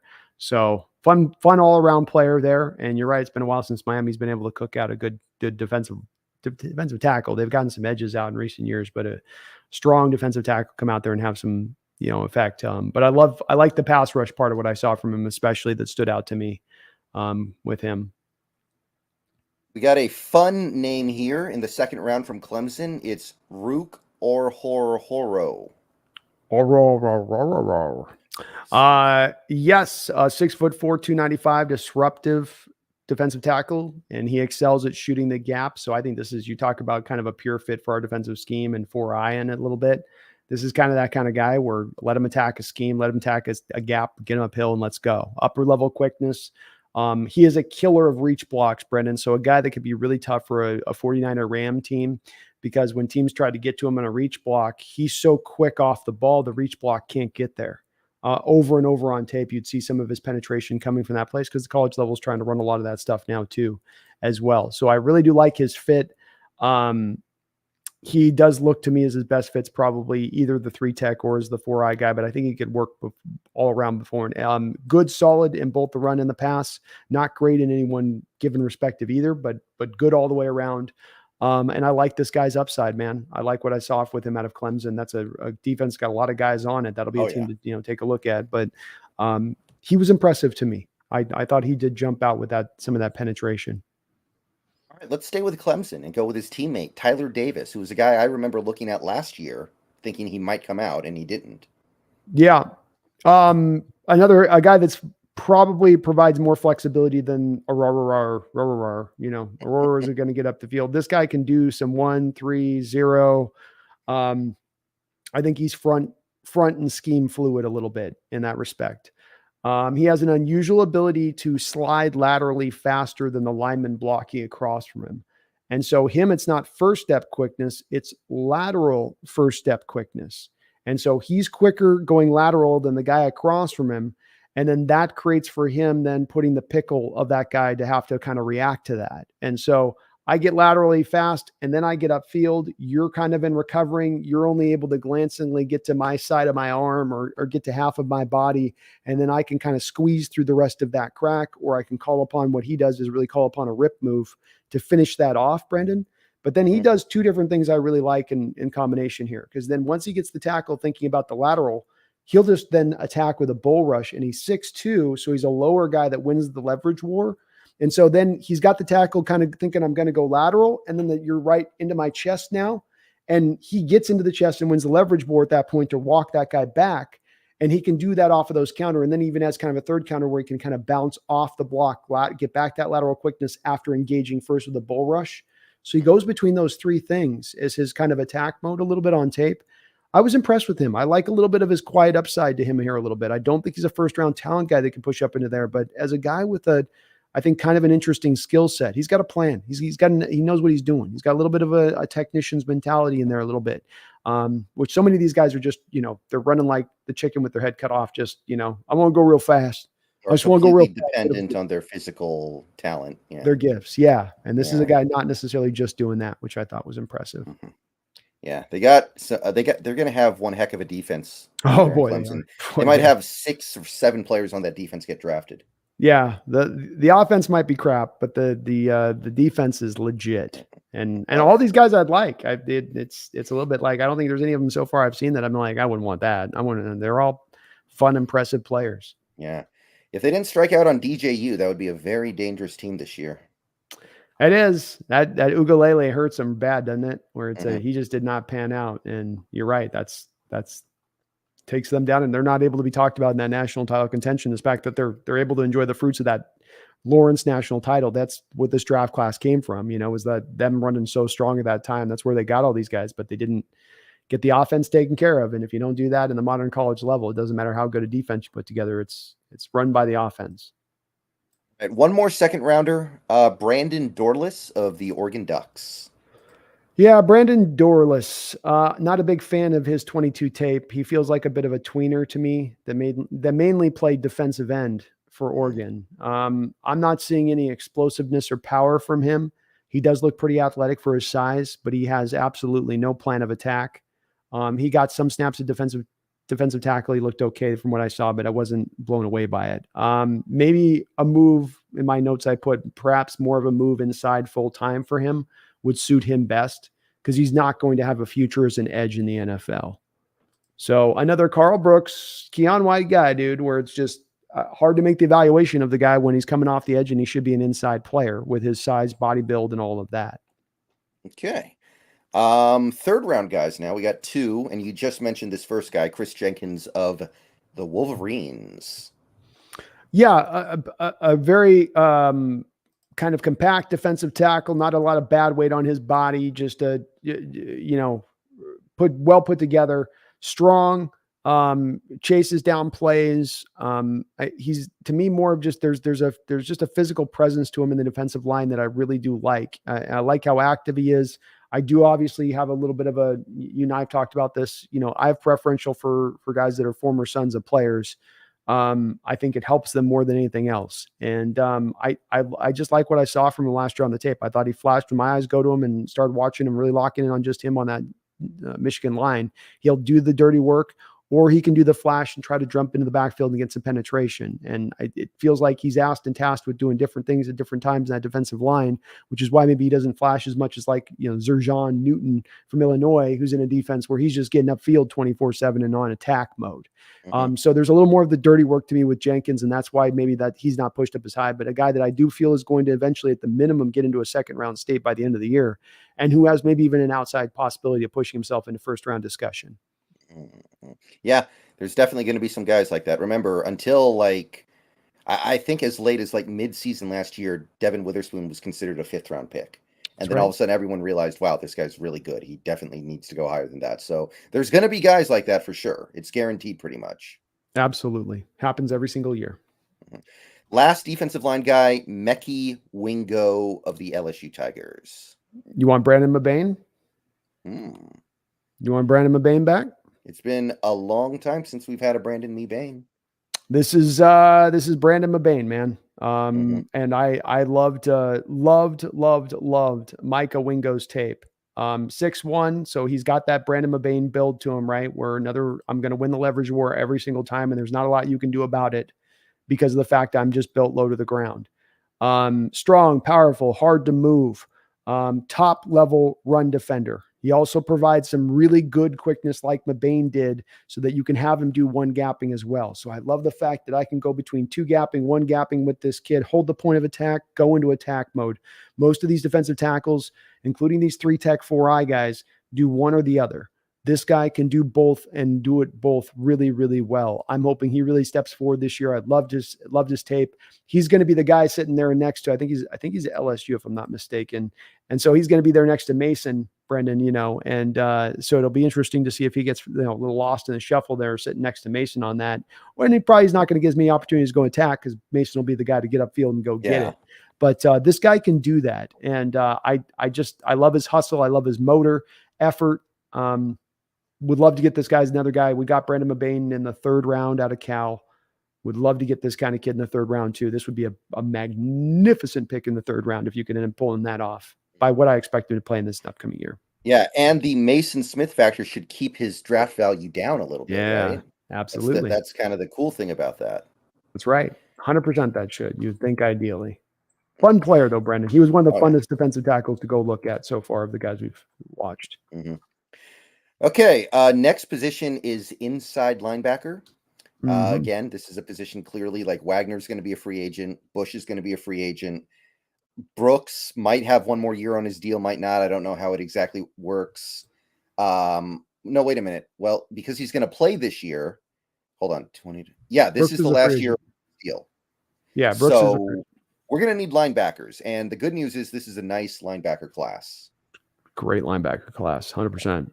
Yeah, we've got 2 guys right now that are projected to be first rounders, 1 second rounder who I think will probably move up, and then you've got 4 third rounders. So let's start with the first rounders. The top guy is Clemson Tigers' very own Jeremiah Trotter Jr. Yeah, Jeremiah Trotter Jr., probably my favorite middle linebacker of the class so far. Another obviously son of a former pro who played a long period of time. I just mentioned about the previous guy, Jenkins. You can apply that here to this. We've seen a lot of these guys come through in recent years. Hell, DK Metcalf is a kid's son of a former pro. Tyler Lockett, we've got, we have these connections right now with guys that are doing well on this team right now at this moment that are from a lineage of having played in the NFL. We've gotten the benefits of this. So I do gravitate towards this stuff anyway, just naturally. And then you watch his tape, completely as instinctive as you would expect for the son of a former linebacker playing linebacker. Smart, knows where to be, always in the right place. Very, very good tackler. He is undersized, Brendan. So, he's 5'10" probably. He's going to be a smaller cat, but you can plays the run, plays the pass, both great. And he's got an excellent way to get around blocks in the lateral jumping around deal. Your middle linebacker, you can be the Devin White type that will take on the second level blocks head on, throw them away, make the tackle because you're big enough to do that. Other guys have to be bouncy in how they get around those blocks. Fred Warner is a bouncy guy to get around the blocks. He's not going to take on things heads up. The Niners are great middle linebacker. This guy's like that as well, but he's really good with it. He's very hard for a lineman to get a beat on because he can just bounce around you and get right up the field and, you're none the wiser, so to speak. So I love the Yeah. kid's tape. I think he's going to be a first rounder. I don't think he's a top 15, but Mhm. I think he's a late first round pick probably. Yeah, and I think that if the Seahawks have a good season, that may very well be the direction we choose to go.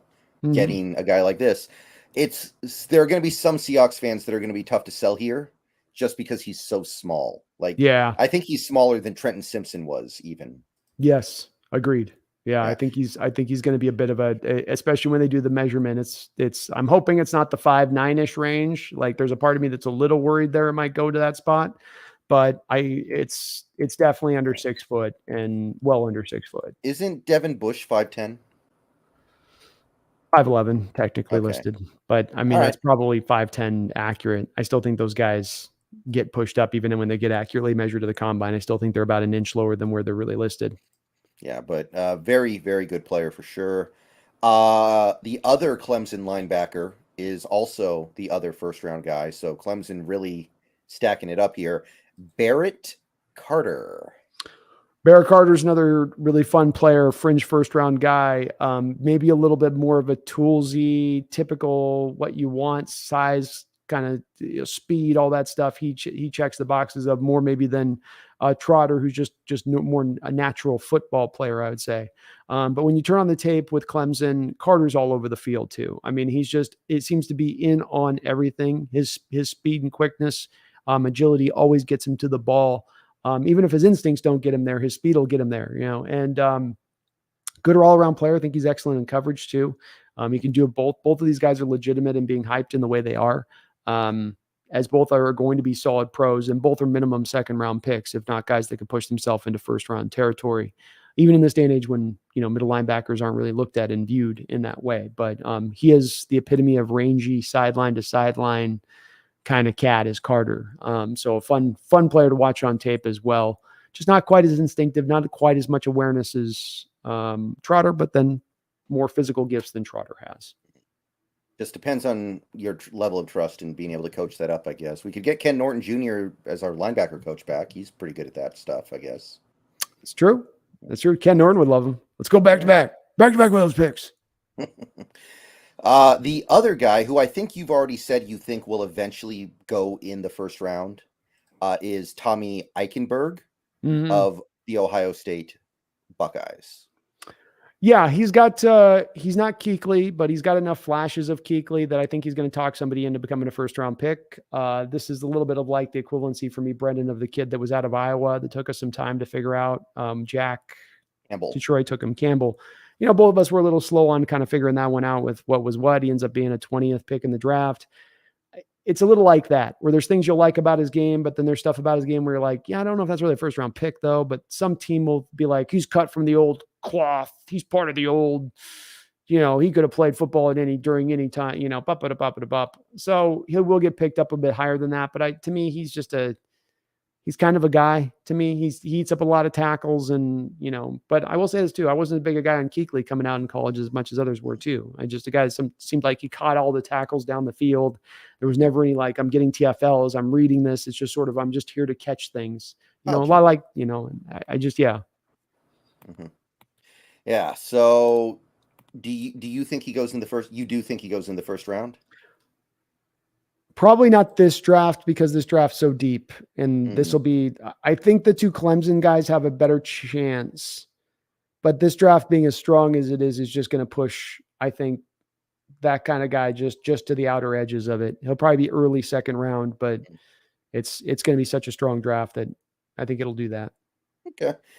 All right. So those are your top three guys, but we also have a collection of round 3 projections here, starting with Smael Mondon Jr.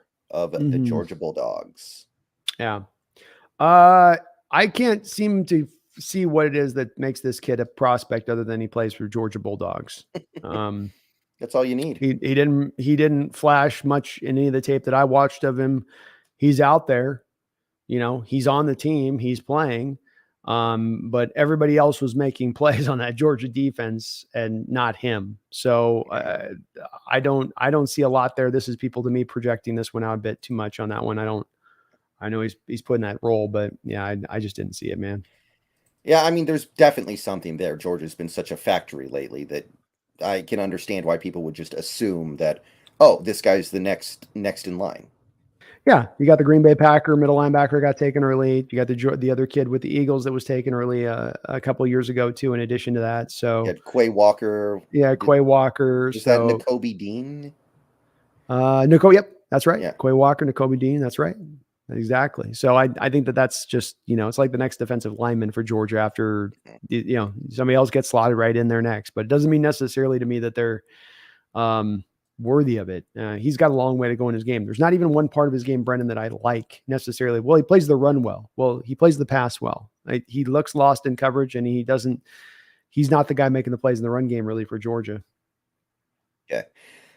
Cedric Gray of the UNC Tar Heels. I watched a little tape on him. I don't have enough of a feel for him quite yet. I just couldn't get I didn't watch enough tape to really get through. You were kind of making a face like you weren't really into it when I said the name. Yeah. I mean, it's not, I don't want to say it's bad yet because I want to watch a couple of games before I give guys too much of a, like if I mention on some of these guys like Amanda, and it's like I watched a little bit of him to give the feel, but with Gray, I just kind of started watching and there wasn't a lot he was flashing in. So obviously I tuned out a little bit because of that, but he looks the part. I'll say that. Okay. That's a good starting point. We're going to be watching UNC a lot this year anyway because of Drake May. That's right. Danny Stutzman of the Oklahoma Sooners. A little bit. Good run defending middle linebacker with really good size, 6'4", 245-ish or so. So, a lot of these guys that are 6, we've seen so many of these guys 225 in that range of things that just don't have that part. He's got that part. Tommy Eichenberg's that way too. They're big guys, good size for the position. Not an athletic beast to me or real fast, smart, heady player. Better as a run defender than he is in pass coverage. And maybe that's where some of his athletic limitations are getting shown up at times back there a bit. Okay in zone drops. Don't want a man defense, I believe, if I remember correctly on this. And not great in either realm, really, from the tape I watched. I mean, I don't know about you, but I don't know the last time you watched Oklahoma on any of their defenders and went, ooh, hey, there's an Oklahoma defender I want on my team on Sundays. It's hard to. We're kind of doing okay-ish with Trey Brown, I guess. Yeah, Trey's maybe the outlier with it, but we've had in recent years. We had Nelvin Gallimore came out of there. You had the kid that just got cut, who was the Browns kid that they took. Oh God, a lot of people in my chat really wanted him on draft day too. Yeah, they're like, go get it. But all I'm saying is it's the Chargers middle linebacker Murray. They took in the second round. I mean, they're not happy with him and where he's been playing either. And I don't want to. I'm more making a joke than anything else. Of course, there's just as much a possibility of a good player coming out of a Big Ten defense, despite all the evidence we have to the latter. Yeah, but not good. Not good. And I didn't see a lot there. He's got another guy like Mondon that's got to take some big steps forward in their game. There's room there for it to happen. And that size, not a lot of linebackers at that size roaming around in college football. Final guy I have here listed is Junior Colson of the Michigan Wolverines. Let me see if I got my notes on him here. Hold on. Oh, and somebody in the chat just said it. It was Perrion Winfrey. Perrion Winfrey. Thank you. Yes, that's right. Do you really have to go all the way back to Roy Williams to find an Oklahoma defender that was Gerald McCoy? Oh yeah, Gerald McCoy. There we go. You got Gerald McCoy. I like Colson's game. Colson's strong. And he's strong all the way around in his level of play. 6'3", 240. So the size is there with this guy that you would like to see. Good as a run defender, good against the pass. Seems to have pretty good ability in pass, both in zone drops and as a man defender. Even a pretty good blitzer with this guy. Not a lot of good blitzing middle linebackers in this draft necessarily. Outside, the Clemson kids are great. But Clemson does so much blitzing. It's like second nature to be in that defense and do it. He took a huge step forward this last year in 2022 from where he was the prior year, Brendan. And if he continues to take that step forward, this is a guy of these guys we talk about on this back end that has a chance to elevate himself into more of, I think, a second round range discussion because he is such a complete middle linebacker. He's a complete middle linebacker who also then has the prerequisite size and athletic ability too. So some of these guys don't check all the boxes. He does. And that might raise him up, especially in that Michigan defense, Brendan, which is it's going to spit out a lot of pros out of this. I know it did last year, but it's going to continue to do this year. They're thinking they're going to set the record for a number of drafted Michigan Wolverine players this upcoming year. That sounds about right, actually. It's positive. Yeah, it does, especially the NIL thing. Like a Blake Corum goes back, and he could have gone last year, draft him in a second round running back, but instead goes back, and those kind of guys do that. Then yeah, you figure it's going to push it out. So and Harbaugh's been setting the stage there. You got to give him credit on that. He's been building that thing up bigger and bigger every year, it seems like. That's it for linebackers. I did do a list of edge players, but not because we need one. I think it's pretty clear that if anything, we might have too much at edge to the point where a lot of Seahawks fans want us to trade Darrell Taylor just to clear room. So I don't think we need an edge. I do feel like edge is a position where you always want to be open to adding on because you can always use more edge players and they have a lot of trade value if you end up needing to trade one. And I think it's a position where you have to be willing to be a little like you can't be inflexible on like, oh, we already have these 4 guys, therefore we can't ever take an edge. But this is a good edge crop. There are 5 guys that are probably going to go in the first round, including 4 who are probably going to go top 20. So I did want to mention those guys, even though I know we don't need it. Yeah, I think it's worth it. Yeah. And if you have a chance to get one of these 5 guys, the value is going to be so good, you might have to do it. It would be like if we could have gotten Will Anderson at 5 last year. Like, did we need an edge? No, but that might be the best player in the draft for all. So you might just do it anyway. But Jared Verse of Florida State, Dallas Turner of Alabama, JT Tumoalu of OSU, Braylon Trice of Washington, and Demion Robinson of Penn State are the 5 first-round edge guys.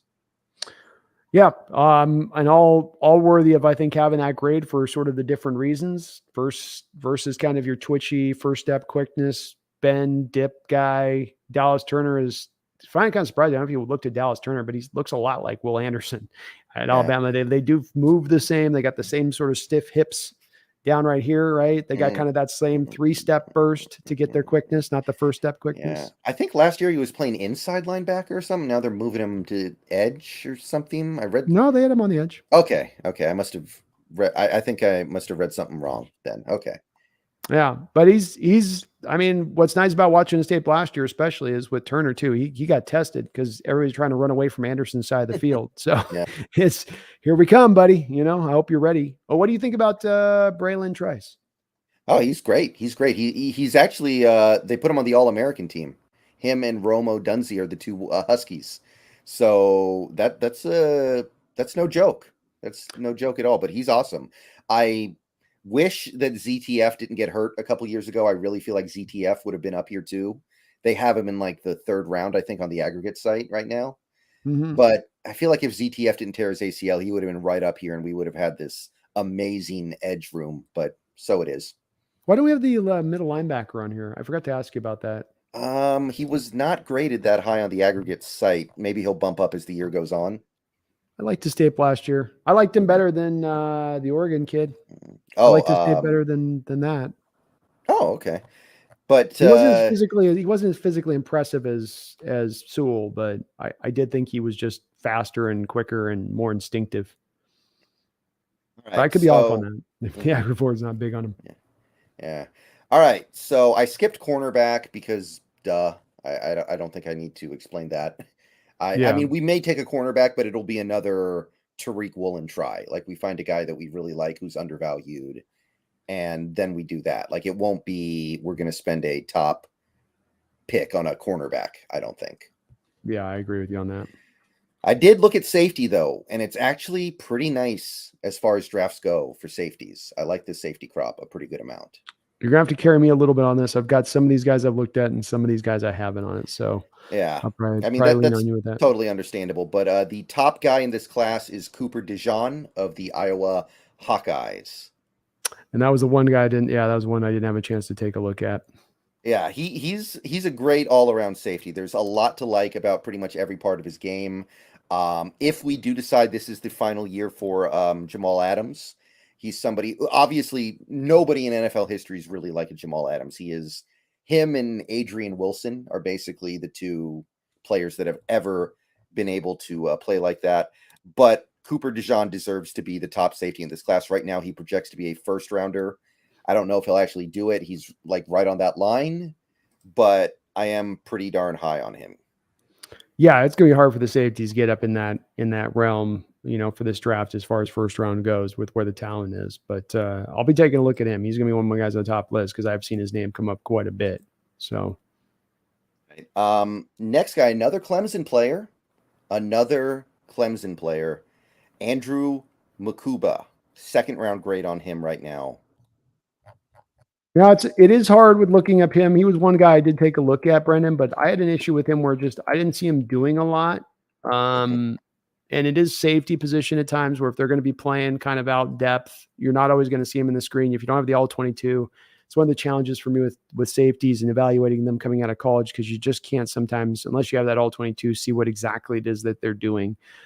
He wasn't well graded by PFF across the board, and trying to look at that as kind of a gauge. He seemed like he had a better 2021 year than he did last year.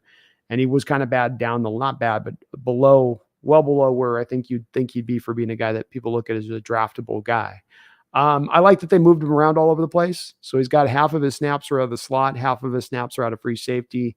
You love versatility and flexibility from these kind of guys when you can have them come out. And certainly Hawks would love to lean towards that with guys that they're grabbing.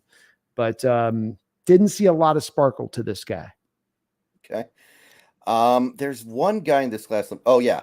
The thing with Makuba, I just looked this up in my notes. I wanted to make sure I had this right. He runs apparently a 4.340, pretty much a 4.3 flat. So that is kind of the big draw with him right now. Mm-hmm. So that is probably why he has hype more than his actual production. That makes sense then. And this is the extra year of growth. You sometimes take that extra year to put that all together. And that makes sense. That's the way it can happen for these guys. You expect the strongest year to be their final year. Cameron Kinchins, another Miami Hurricane. I love Cameron Kinchins. Probably my favorite safety so far in this draft early on is Cameron Kinchins. He is a guy coming out of Miami. So, some of these comps are going to be out there because you got a former Miami guy. Ed Reed in coverage. He's got some Ed Reed-like skills back there in his ability to read center field and react to what's happening in front of him and make the right read and go feel out and go get that interception. And then he's got the ball skills on top of it to finish the deal. Pretty good tackler. Can come up a little bit in the run game and help a little bit there, but it's really the bread and butter with him as a pure cover safety, free safety back there. That's what he would be. I do think that he is a guy that could end up being kind of that ball hawk type that you talk about in first round discussion, because that's what matters. If I have a guy that is a free safety in college, able to take 5, 6, 7 interceptions away in a given year and do it back-to-back years where he's putting up that kind of production or near it, that could draw a guy, I think, into a first-round point. And he's going to be testing really well. He's blazing fast. So this is a guy that has a good chance at safety to run a 4.45 40, something like that, which I think will eventually end up elevating him. Okay. We're going back to the Pac-12. For one more year anyway. It's still the Pac-12 for the moment. Kalen Bullock of USC. Big-time ball hawk last year for the Trojans. Big-time ball hawk who can also bring the boom. He's a little bit like got that Earl thing going on where, he can play like cover 2 as a single high safety in the territory and ground that he covers, which is just so impressive, along with the length at 6'3", of course, because he can come in there late with that length. And if he's still a step away, that's why you like those long guys, is they can still then get to the ball, knock it free, or be a problem in that area of things. 5 interceptions last year, 89 grade by PFF. Absolutely was awesome. Great in that respect. I like that he can be a hitter and be a guy that's great in coverage. He does need to get better in his run defense. I mean, it's the thing that stands out to me. There'll be the determination on him being a higher pick or being a guy more second, third round range, is he's got to get better in his run fits. He's got to get better in his tackling. He's got to get better in his instincts in the run game. He's got to take better angles, Brendan, all of it down the line. I can't pick anything apart away from him in coverage, but when it comes to him as a run defender, he's got to fix some things. Then he can be Quandre Diggs. Quandre Diggs has done all right, despite not being great against the run. It won't keep him from being drafted, like, because he has those ball skills and because he has got the size and he will test well from that standpoint. It's not going to prevent that. But much like with Kitchens, that you want to be a safety that can draw yourself into a first round area, you've got to be a complete player and you got to take the way of ball a lot. Earl Thomas was a top 10 guy because he had 7 interceptions in his final year out there at Texas. That's the ball skills were there. That's why you lean to that. And if you can bring the tackling up, he'll elevate himself in that way. Another heir apparent down in Georgia is Javon Bullard. 2nd round grade on him right now. Don't have a lot with Bullard, unfortunately. I'm sorry. Yeah, he's kind of small, 5'11", 180 pounds. So I don't know how that's going to hold up. He did play every game last year, but obviously he was not one of the focal parts of that Georgia defense. So I think this one's kind of let's see what he does this year more than anything else. Yeah, that sounds right. But he was good. He actually did a lot of work behind the line of scrimmage. He was blitzing a good amount too. A lot of stuff like that. So there's some stuff to like for sure, but that's a wait and see for me. Okay. We got the other Miami safety, James Williams. Interesting player here. He is going to be, of course, your tandem partner with Cameron Kitchens. So Kitchens is your free safety. Jameson Williams is going to be your he kind of played all over the place, to be honest with you. They really moved their safeties around quite a bit there. So he was really, really well graded as a coverage defender. Awesome in coverage. Probably we have to get almost a sub place of just about to the close spot of sucking when it comes to stopping the run. But 234 snaps at free safety, 105 snaps as a slot cornerback, and 287 snaps as a box safety. I do think he's a box safety, but for a guy that's 6'5", 215, Brendan, they really moved him all over the place and asked him to carry quite a burden in that Miami defense. And it looks like he was, for the most part, held up to the charge of it. So he needs to get a little bit better in the run, like Bullock does a little bit, but he's a strong safety as well. I don't see him as really a free safety. This is a guy I think I'd want more as a strong, and the size he brings there to the position. Woo. Yeah, he's 225. Yeah, he's 225 right now. He might bulk up by the time he gets to the NFL. Like, this is some serious size. This is like Cam Chancellor, Roy Williams type size. Yeah, he's a big boy, and he moves well. He carries it well and moves it well. That's why they put him in the slot. They put guys 6'5" in the slot like that, unless you can check, especially change of movement stuff for the guys that are 6'5". He does really well with that stuff. Fun player. Okay, we got real quick. Sorry. D Nugget, thank you for the $2 donation. I appreciate you, D Nugget. Says, thanks guys for doing this. It's therapy for a crap day. Oh man, thank you, brother. Appreciate you.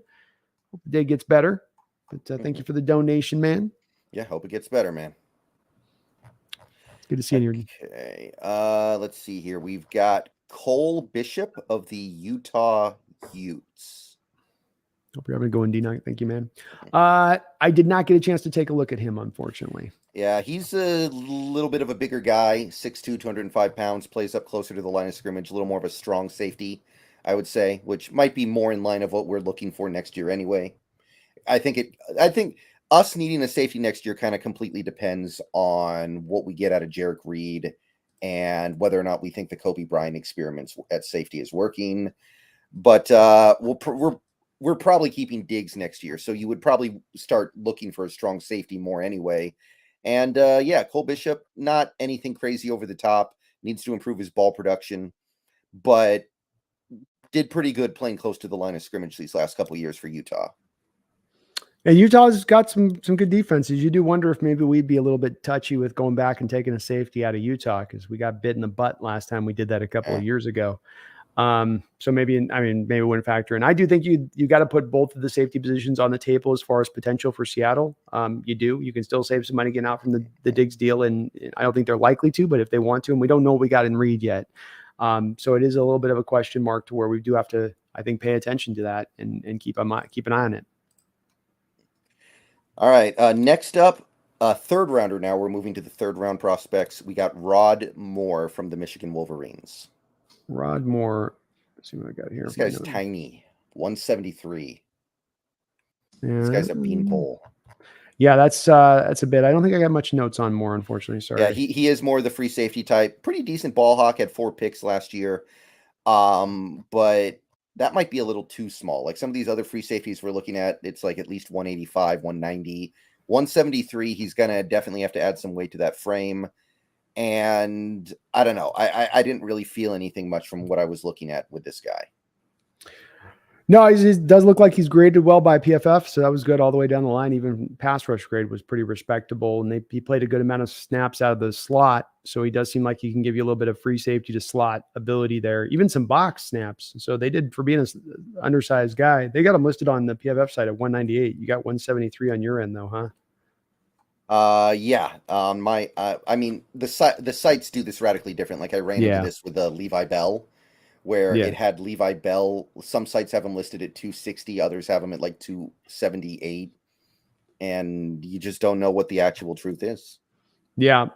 I think that, just we'll have to monitor what Rod does this year. I do like the fact that he brings a good all around skill set. The undersized nature to it, though, you do worry about. But I like the versatility. I like the strength in his game all the way around in that standpoint of things. So definitely a guy that with that skill set that would be drafted if he can get the weight on there. If he's at 173, it's a different story, of course, on combine day. It's not, no safety is going to be taking the first 5 rounds away 173, but. Tyler Nubbin of the Minnesota Golden Gophers. Nothing on the Nubbin. Nothing. Pretty versatile, actually. He's got decent size, 6'2", 205 pounds on PFR. PFF likes him. PFF graded him pretty well. He's got 8 interceptions over the last 3 years, but he's also playing in the box. So it seems like he's kind of somebody who can play multiple roles, wear multiple hats in a defense, which is, if we're going to be running this defense, kind of what you want. You want safeties that can deceive you, that can trick you post-snap versus what you show pre-snap. So that's right. I like him. Yeah, I think flexibility, when we're looking at these guys of who to draft, flexibility has got to be given a high range, because you do. And I think this is, Brendan, don't you think this is where the NFL is going anyway, where it's just going to become more about your ability to play between different schemes, do a free safety, be a strong safety, say nothing of the Fangio scheme, which of course asks for that, but just the NFL in general, I think is going to become more positionless between not only strong safety to free safety, but Brendan, probably between linebacker and even slot corner as we go into the future. Am I over my skis on that one? Oh, not at all. Not at all. I don't think so. We got one final guy to look at here. One last prospect that I want to mention. Malachi Moore of Alabama has played some cornerback there, but I believe ultimately his destiny is to play safety in the NFL. Nothing striking with him on a size standpoint with this guy. He did play only slot really at Alabama, 318 snaps out of the slot last year for them versus only 15 snaps from free safety and only 31 snaps out of the box. So he was only a slot. We don't know what we're going to have with this guy going into this season. But he'll be a guy to monitor. Alabama's, had some safeties come through in the last few years, and having a bit of the corner background going to safety can help, especially if we're looking for a guy to become maybe a little bit more in that flexible, versatile role. Tackling is the place. Tackling run game is where he's going to have to get better in, though, if he's going to go to safety, because that was a porous part of his game as a slot. Yeah, shocking lack of Alabama players on this list overall, by the way. It was Dallas Turner, Malachi Moore, and I think that's it. Well, and you got Georgia, Brendan, now starting to jump to the forefront a little bit more here as far as over Alabama, right? Like they're starting to get that they're starting to take over that Alabama spot. And maybe that is also that sea change that occurs, is that there's just less of those prospects with it, that they've had their time in the sun. And now, it's time for Georgia's. Yeah, time for Nick Saban to get the heck out of there. Yeah, exactly. Definitely not going back to the pros, I'll tell you that. Yeah, we know that. All right, so I think that's a pretty good starting point for this upcoming college football season, which starts, I believe, in just a few days here. I know USC's playing this upcoming weekend. Let me check here. Yes, our first college football games this year are going to be on Saturday. And I will do, Brendan, you're all right with it too, because you put this great little list together for us on this to kind of prep on this. And so, folks, what I'll go ahead and do is I'll put it into the comments section after the video, and I'll pin it. or I'll put it in the description section or both. Mhm. I'll put this list up there for you. So if you guys are looking for a list that you can copy and then kind of track along with us throughout the season, just look into the description section after the show or the comment section, and I'll put that in there. And then you guys can kind of pull that out because it'll give you an idea of it. Brendan did a good job on this list of showing you, like you said, here's the teams to concentrate on with these select players on this, to give you that idea of who to look for so you can be most efficient in your college football watching. Right. Great. No problem with that. A couple donations here. Megan, thank you for the double dono. She says, we are 12. Hear us roar. Let's go. So excited for this year and what's to come in the future. It's going to be a beautiful golden future for your Seahawks and the way that this thing looks into as we move forward on this. This organization is positioned very well. We're all hopeful for a contending season this year, Brendan. We all would love to see it, but we know that whether it's this year or in the near future, a true contending year, not simply being one and done, slide into the back door of the playoffs, but truly be a contending team. It's coming, and it's coming sooner than later here for this team and the way they put this together. Yeah, absolutely. There's no reason why it shouldn't happen. Got a mighty good reason to be excited, and I share your excitement, Megan. It's gonna be great. John Stillwell coming in with $100 donation. Oh my goodness, John, very kind of you, brother. As always, you are amazing, man, with your support. I really do appreciate that. Says, hi, guys. Hope you are having a good night. Brendan, whenever we get to chop up prospects and dive into this stuff deep, I always have a good time with it. It's always fun doing this stuff and looking into the depths of this because it just gets into the nerdier stuff for me when it comes into looking roster and into the NFL stuff. When you get into the depth, how to build team, how to look at things out ahead of time, how to use that knowledge then to build your team and what you need to now go get, kind of trying to factor all that in together a little bit, and to measure it out. Yeah, it's going to be really interesting to look at things through this angle. It's a whole different perspective on following a football team, I think. And just talked about this a little bit before, but it's also an angle that can bring in fans of other teams, because I think any fan of a football team, even if you don't really like college football that much, there's definitely something that you can pick up on any team doing evaluations. Very well said. And you guys, me and Brennan had a lot of views on our prospect videos last year we did for the draft and looking up on that, to Brendan's point on that, with a lot more of less necessarily just Seahawks fans, but people looking at nationally that want to look at this and what's going on, what's happening with it. But, getting ahead of this, Brendan, I think is going to be so beneficial to us and to the people that watch and hear. And just the quicker you get ahead, the more fuller of an understanding of the player you have when you do get to draft time and knowing what you got, knowing what you don't get. And we're going to be more in a sniping role, aren't we, Brendan? Last 2 years, it's been more about onboarding with the quantity, and they've gotten the quality within the quantity. They've done both. And that's been part of why we've been so effusive in our praise of this team and how they've drafted. Now, as we go into these next couple of years, though, Brendan, it's going to become more sniper-based, sort of a different skill set in how you want to attack and what you're looking for, isn't it? Yeah, I think it's still good to have those video series where you spend time talking about a couple hundred guys. But it's also a little easier to really zoom in on the guys that are really worth zooming in on. Yeah. What if you start early like this? Yeah, exactly. And then, if it's a guy, is this guy we should put some assets more to get this certain set player who's such a pure fit for what you need and what they will do in your system. It's going to be fun this year. And John, we're going to be doing this all through the year, folks. We're going to be, checking back up on these guys, giving you guys updates on this.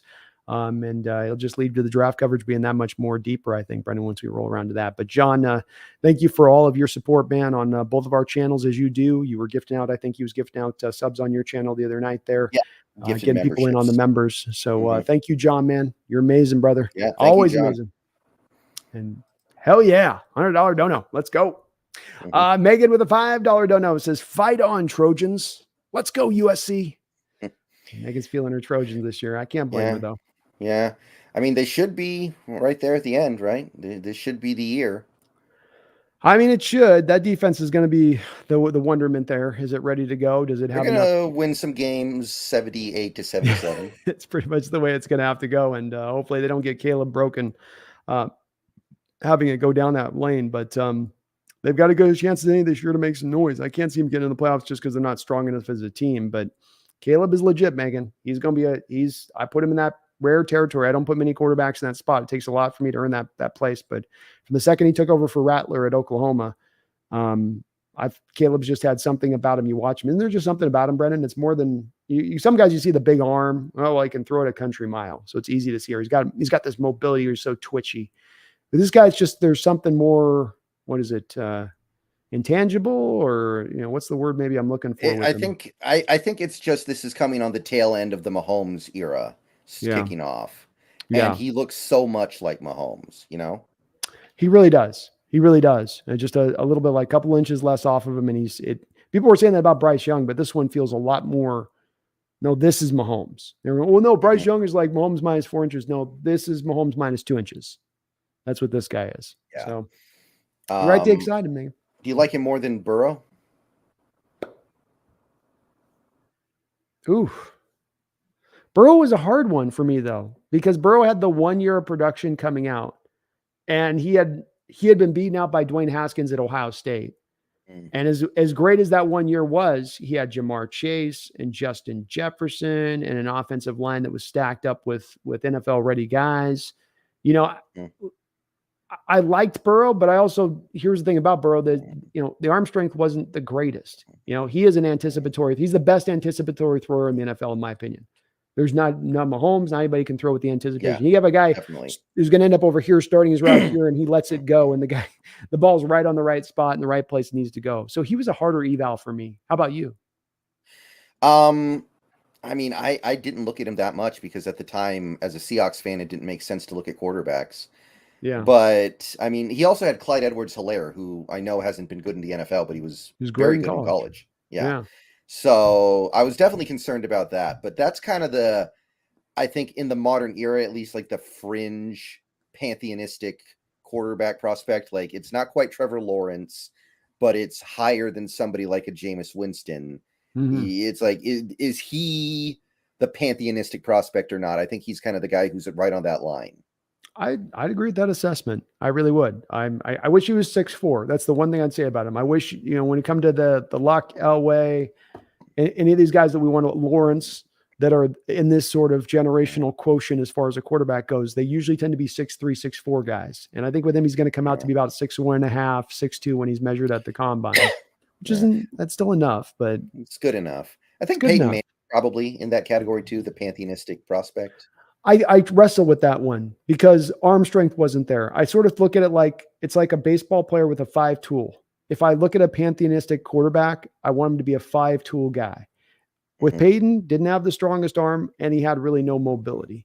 And so even though he was really smart and really like a master in his understanding of the game, that was the part that made it hard for me to get him into that territory of here's the way I'd say too about that, Brendan. If you're a pantheistic guy, if that's who you are, there should be no doubt that you're the number 1 overall pick. There should be no leading up to your draft where there's still debate going into the final day of the draft, or half the NFL organizations are saying, well, we would take this guy, and half the NFL organizations are saying we'll take that guy.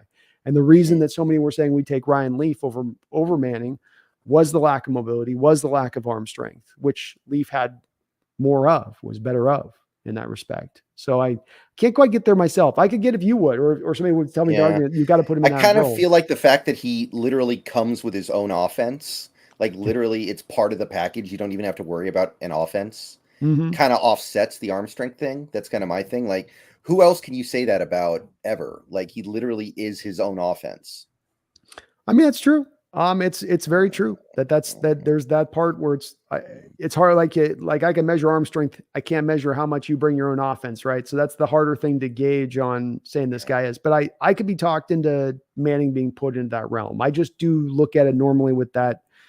You can do all the movement stuff I need you to do. You got you can make every throw in the book. You've got an awesome, like super strong arm. You can make, and you can throw with layering and touch, and you've got the intangibles, the movement in the pocket, all that kind of stuff. And Manning had some other stuff to it that was really good on top, but those two things he was always missing, which was the arm strength and the mobility. Another guy playing the majority of his time in a dome helped him like Breeze, where, most of your games are in there. That's going to help you. So the elements aren't kicking your butt. That's part of why Manning struggled at times in the playoffs, right? He'd go into New England, the wind would be blowing, and New England was being super physical with the receivers on the outside at that time, kind of mulling him a bit, but he also had a hard time throwing through that windy weather with the same kind of accuracy and velocity. Yeah, that's why, that's one of the reasons why I didn't really get it when he went to Denver. I was like, that's an outdoor stadium. What are you thinking? And then he had his best season ever. I was like, okay, I Well, guess I'll try. you got the thin air up there though. It That's serves like true. serves like a indoor stadium because the ball is going to carry probably 6, 7, 8 more yards than it would if you're at sea level. Hmm. So I think that's one of the purposeful reasons he chose to go up there was Hmm. knowing that was going to help him out still with it. But I like what Drew Brees, I always say, if Drew Brees had ended up in a New England or if Drew Brees had ended up outdoors in a Minnesota like area, it's like you're going to see a vastly different player on the football field than what they were. They had to have that to excel, and it's like looking at Brees when he came up here for what he played 2 different playoff games that they came up here on the road in the playoffs.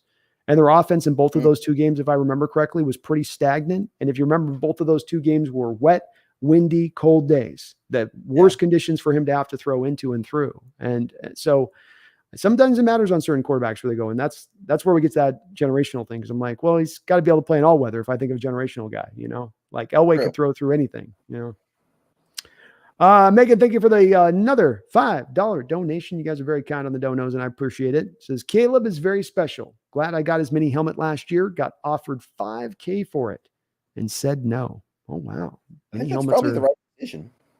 Yeah, geez, mini helmets are going for some price. I never thought. I never thought somebody was saying they still hate Mario for what he did to Justin. Yeah. I get it, man. I get it, Del. But thank you, Megan. That was a good choice. That helmet might end up being worth a whole lot more than $5K when this is all said. If it's already worth $5K now, what if the guy goes out and is a Hall of Famer? It's gonna be like $500K easy at that point, right? Yeah. Let's just keep him out of the NFC West, I guess. Yeah, that's the key here. And when it's like we have this great season, they all have fun. Then Cardinals with the first pick, Cape Caleb. Rams with the second pick, take Drake May. Oh Lord. Mm-hmm. Here we go. We got 1 year off, and now we're right back to it again here, aren't we? 1 year off, and then it's right back. We'll see how it goes, though. They're both angling, aren't they, Brendan? Yeah. Oh, yeah. All right. We'll get wrapped up here. Sorry, Brendan. Just get the last couple things here. Do you know anything about this Malik Flowers guy in Montana? I don't know anything about him. I do not. I know we picked him up earlier today, but I got nothing else. Probably just here until some of these other guys get back to stuff. Healed up. Yep. You're gonna. So I don't think much of it. Yeah, Space. It's he's a camp fodder guy. He'll be cut probably by cut down day. So just you're low on bodies. Got to fill it in is my guess on that. Well, Brendan, I want to thank you, man. I got kept in here till 3 hours and 20 minutes on end, man. So thank you for hanging through here for a long time here as we got to go through this draft stuff. I love doing this stuff. I'm already like to start to go and grind on the tape a little bit on this stuff. It's just a lot of fun to look at these kids in advance like this. So thanks for doing this. It's going to be a fun part, I think, of the show as we come up into the upcoming year. Sorry, go ahead. Thanks for having me on. It was great. We will be back on Thursdays. We doing still 7 this week? We don't have to change date yet, right? I don't think we need to do 8 yet. There's probably a preseason game, but who cares? Yeah, we'll see. We'll just go with it. So we'll be back on 7 o'clock. We're going to be doing our game preview. It's the Packers, I believe we're playing. Yes, the Packers in Green Bay. And I'm hearing we're going to get some love. Just a little. I'm hearing maybe some love. I have heard we're going to get. I have heard Jordan Love is going to play. I expect him to play, which is an interesting decision for the Packers.